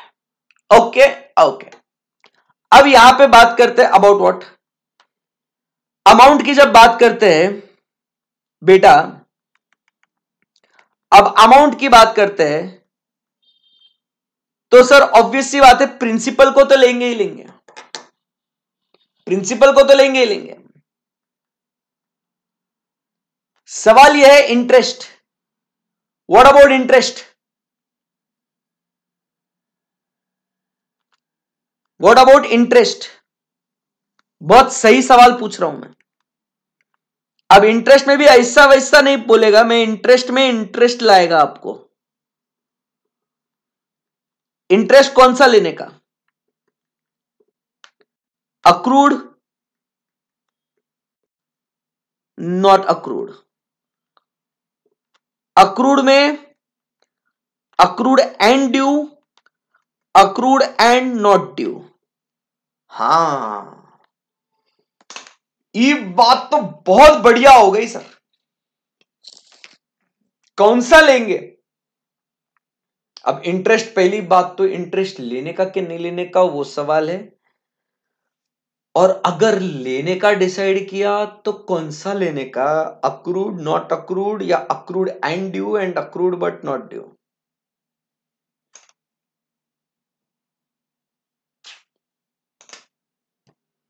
बहुत बढ़िया चीज सर, बहुत ही बढ़िया चीज। इंटरेस्ट नहीं लेंगे।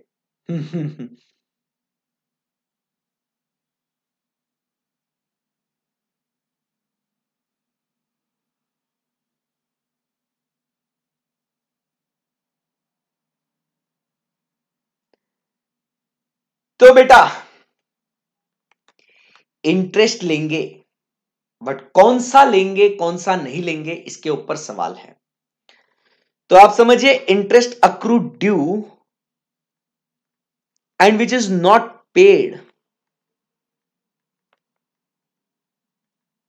ये वाला लेंगे। हाँ माय लॉर्ड, ये वाला लेंगे।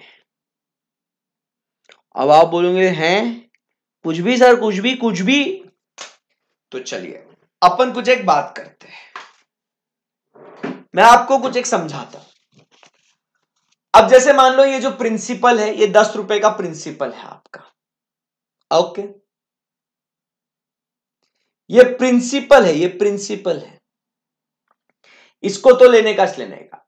अब मैंने आपसे क्या बोला कि बेटा ये 10 रुपए के ऊपर आपने मुझको ये 10 रुपए का आपने ब्याज देने का है। So this coin of 10 rupee is what we say is the interest, okay, interest which you have to pay me on 31st of June. ये मंथ एंड पे आपने मुझे पैसा देने का। तो ये 10 रुपया प्रिंसिपल है और ये 10 रुपए उसके ऊपर आपने मुझे इंटरेस्ट देने का है, बराबर। हाँ, तो अब आप बात समझिए, इस प्रिंसिपल को तो लेंगे, इसमें कोई डाउट नहीं है, उसको रखते हैं साइड में। और अब बात करते हैं इस ब्याज के ऊपर, इस इंटरेस्ट के ऊपर बात करेंगे। अब बेटा जी इस इंटरेस्ट के ऊपर एक बहुत ही बढ़िया चर्चा होगी। अब देखो जो इंटरेस्ट है, जो इंटरेस्ट है सर, बहुत इंटरेस्ट आ रहा है। अब आप मुझे बताइए इस इंटरेस्ट को अपन लेंगे नहीं लेंगे, इसका सवाल है, ठीक है ना। अब आप मुझे बताइएगा, एकदम सिंपल सी बात है बेटा,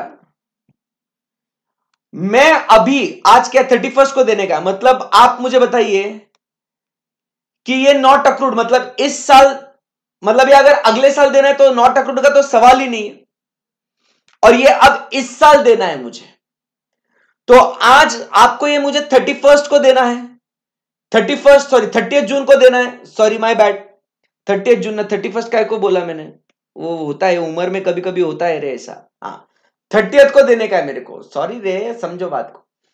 तो 30th को मेरे को आपको ये पैसा देने का है। तो आज अगर आप आओगे, आज 28 जून को आज आप मेरे पास आओगे और बोलोगे हर्षद सर वो 10 रुपए का ब्याज दो मेरे को, मैं क्या बोलेगा, ए हेलो एक्सक्यूज मी, ये 10 रुपए अभी मेरा है, ये मेरा है 10 रुपया, ये तेरा नहीं है। तेरा कब होएगा, 30 जून को तेरा होएगा, बट अभी तक ये 10 रुपया मेरा है, ये तेरा है, ये मेरे को मालूम है, ये मेरी लाइबिलिटी है, मेरे तेरे को देने का है एज ऑन डेट ऑल्सो, तो ये मैं अपने लोन में शामिल कर रहा है मैं। बट ये 28 जून को ये तेरा पैसा है क्या, ये तेरा पैसा है क्या, नहीं ना, मांगने का नहीं। अब 28 जून को आपका इसके ऊपर कुछ भी राइट नहीं है, 29 जून को आपका इसके ऊपर कुछ राइट नहीं है। देखिए ये अक्रूड है, बट अभी तक ये क्या है, नॉट ड्यू है, तो it is no longer my liability yet. तो नॉट ड्यू का तो लेंगे नहीं ना रे भाई, नॉट ड्यू का तो लेंगे ही नहीं, नॉट ड्यू तो लेंगे ही नहीं, बराबर। अब क्या हो गया, 30th जून आया, 30th जून आया और आपने बोला सर अब ये पैसा हमार है, ये पैसा आपने हमको देना है अभी, क्योंकि ये सर मेरा पैसा है, ये अभी ये मेरा पैसा भाई, मेरा पैसा है ये।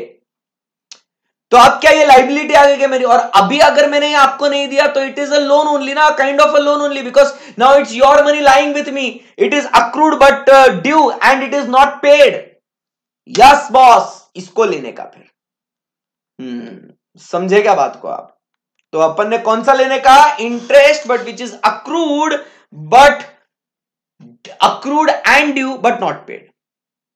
समझा क्या, समझा क्या आपको, यस। तो ये आपको टोटल बोरोइंग्स में आपको लेने का है। So total borrowings from banks or financial institutions not exceeding 1 crore. आपको आई बात समझ में आपको, बोलो बच्चों, यस एकदम सिंपल है सर, एकदम सिंपल है। सो ये यहां पे अपन क्या देखते हैं, यहां पे आपने सारे कंडीशंस को पूरा करना है, यहां पे आपने सारे कंडीशंस को पूरा करना है, यहां पे एंड लिखा है, all these conditions should be what satisfied and लिखा है, मतलब आपका paid up share capital and reserves and surplus 1 crore से ज्यादा नहीं होना चाहिए, एंड टोटल बोरोइंग्स बराबर के नहीं, यहां पे एंड लिख देते हैं, यहां पे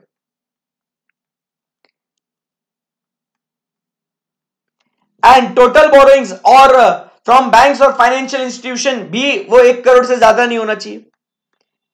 फिर एंड अगली कंडीशन, थर्ड कंडीशन, जो क्या कहता है,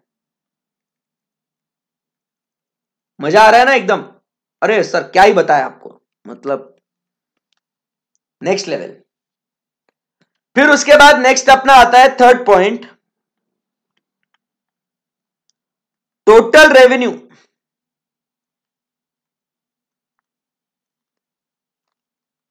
as disclosed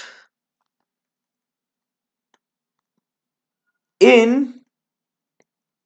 schedule 3 not exceeding 10 crore. अब किसकी बात करते हैं, थर्ड पॉइंट, कॉन्सेंट्रेट करो, वो क्या कहता है थर्ड पॉइंट में, सेकंड पॉइंट ओवर। अब थर्ड पॉइंट क्या कहता है boss, third point total revenue which is disclosed in schedule 3 to the companies act 2013 including revenue from discontinued operations, including revenue from discontinued operation, समझाऊंगा उसको आराम से, not exceeding rupees 10 crore, 10 crore अभी यहां पे, तो सिंपल है 1110, सही है ना बात एकदम, यस बॉस। सो यहां पे आप समझिए बात को,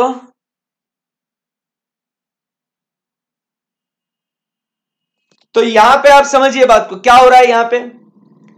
सो total revenue as disclosed in schedule 3। So अभी यहां पे सर टोटल रेवेन्यू, ये क्या फंडा है, अभी ये क्या मसला है। सो टोटल रेवेन्यू आप समझिए बात को, व्हाट इज टोटल रेवेन्यू, तो शेड्यूल 3 में आपने रेवेन्यू क्या है पढ़ा होगा ना, आपके अकाउंट्स के टीचर ने आपको पढ़ाया है what is total revenue. So total revenue is what, revenue from operations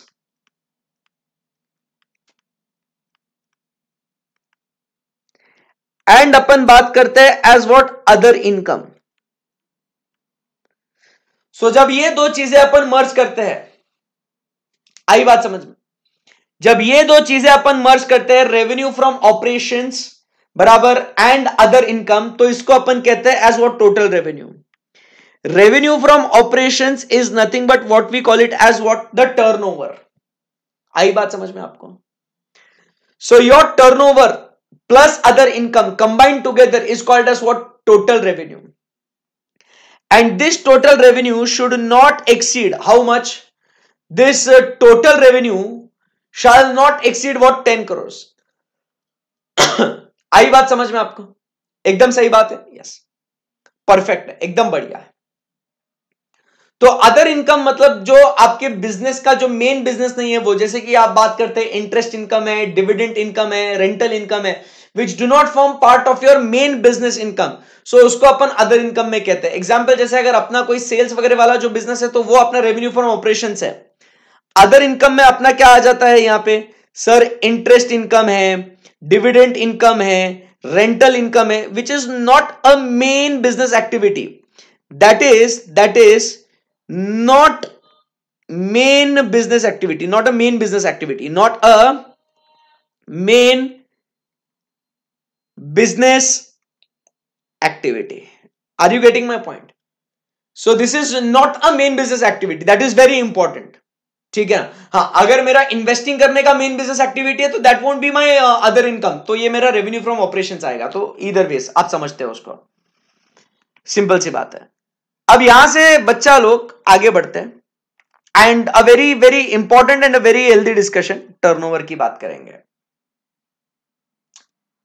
अब मुझे एक बात बताओ, फर्स्ट पॉइंट इसके अंदर, मेरा टर्नओवर है लेट अस से 100,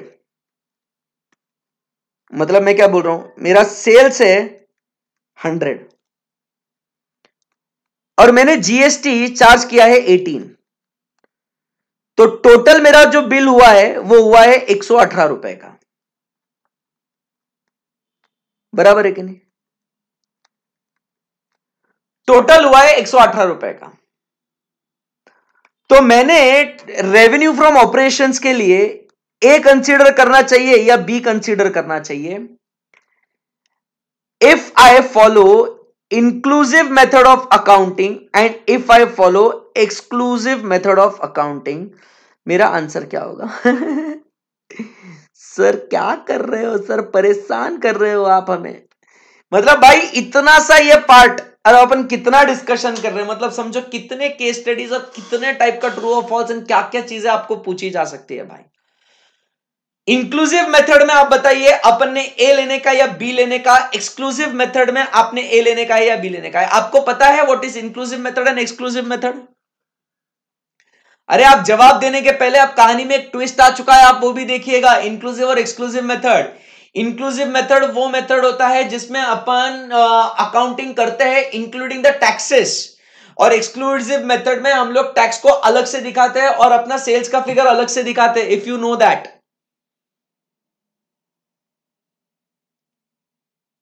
बताइए what will be your answer? Inclusive method होगा और एक्सक्लूसिव मेथड होगा तो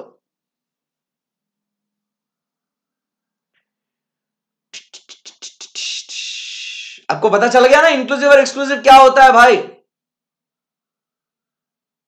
बताया ना फिर आपको. इंक्लूसिव मतलब क्या होता है? टैक्सेस के साथ अकाउंटिंग करने का इज इंक्लूसिव. एक्सक्लूसिव मतलब क्या होता है कि मेन फिगर को अलग, टैक्सेस को अलग. फाउंडेशन में पढ़ा गया ये. क्या बात है.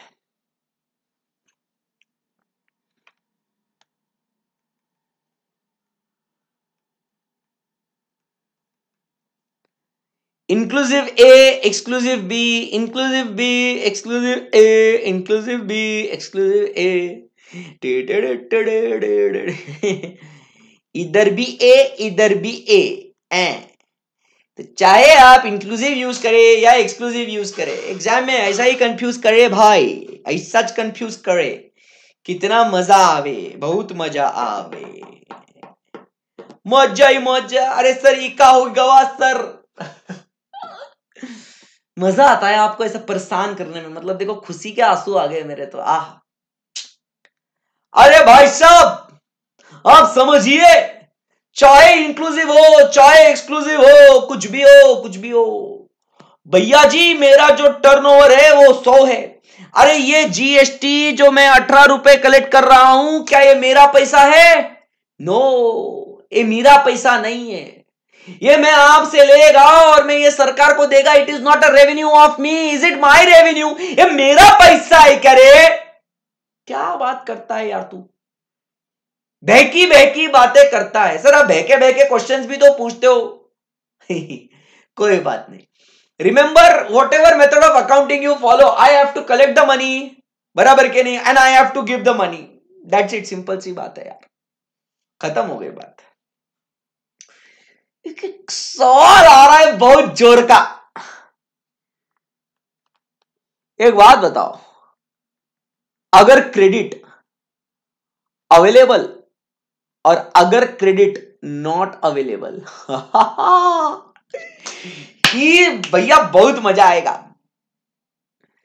अब मुझे बताइए उस 18 रुपए का, मतलब देखो जीएसटी का कहीं और में जब पेमेंट करता हूं तो उसका क्रेडिट अवेलेबल होता है, कहीं नहीं होता है तो क्रेडिट अवेलेबल नहीं होता है. तो अब अगर मुझे बताइए क्रेडिट अवेलेबल और नॉट अवेलेबल, उस केस में क्या करने का। ए भाई साहब, सर कितना मजा आ रहा है सर, मेरे को तो चक्कर आ रहा है सर ऐसे सवाल देख के आपके। Oh my God, true confusion sir, full confusion. अब बताइए क्रेडिट अवेलेबल है, बताओ। Credit available, credit not available. अब आप तो एकदम बढ़िया से समझते हो, टैक्स और जीएसटी आपका बढ़िया तरीके से हो चुका है।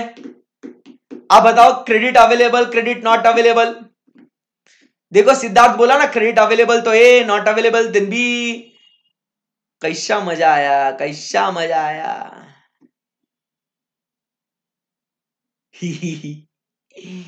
अरे मेरे नादान परिंदो, हम तो उड़ गए सर, फुल उड़ गए।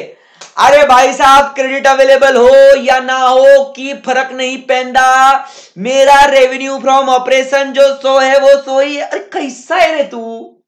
सर मैं मजे में, बढ़िया, आप सुनाओ। ए पप, अरे साहब समझिए बात को। अरे भाई साहब, मेरा रेवेन्यू कितना है, भले ही मेरे को अरे क्रेडिट अवेलेबल रहा, मतलब मैंने ऑलरेडी पेमेंट किया है ना उसका, तो उसका क्या संबंध है। अपन कॉस्ट थोड़ी निकाल रहे, कॉस्टिंग की दुनिया में थोड़ी है भाई। अरे कॉस्टिंग का लेक्चर खत्म हो गया। आपको क्या लगा हर्षद सर आया इधर कॉस्टिंग के बात करेंगे तो खुश होएगा, शाबाशी मिलेगा? अरे फटका पड़ेगा, समझा क्या। कॉस्टिंग का दुनिया खलास, कॉस्टिंग का दुनिया खलास। अब इधर आए, है ना। हाँ तो भैया जी, क्रेडिट अवेलेबल हो, मेरा रेवेन्यू फ्रॉम ऑपरेशन कितना है भाई, कितना है भाई, ए ए ए खलास। दूसरा दूसरा दूसरा पॉइंट पे आते हैं, चलो फटाफट। अभी सेल्स है 100, ठीक है ना। ट्रेड डिस्काउंट दिया 10 रुपया, टोटल हो गया 90। सर सीरियसली, मतलब अभी आप ऐसा टॉर्चर करेंगे? बताइए, रेवेन्यू फ्रॉम ऑपरेशंस की है भाई,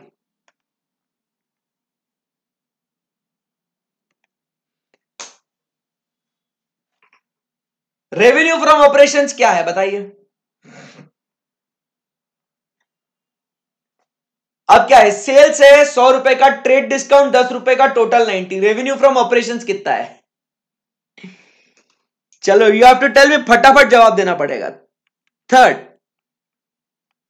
सेल्स 100, चलो फटाफट बताओ।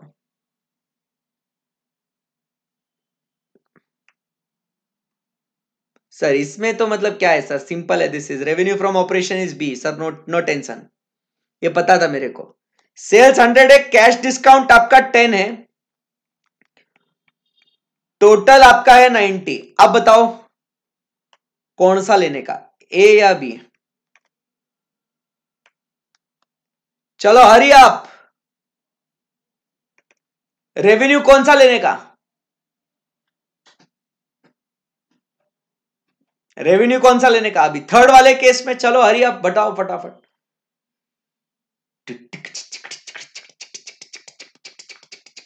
बताओ बताओ बताओ।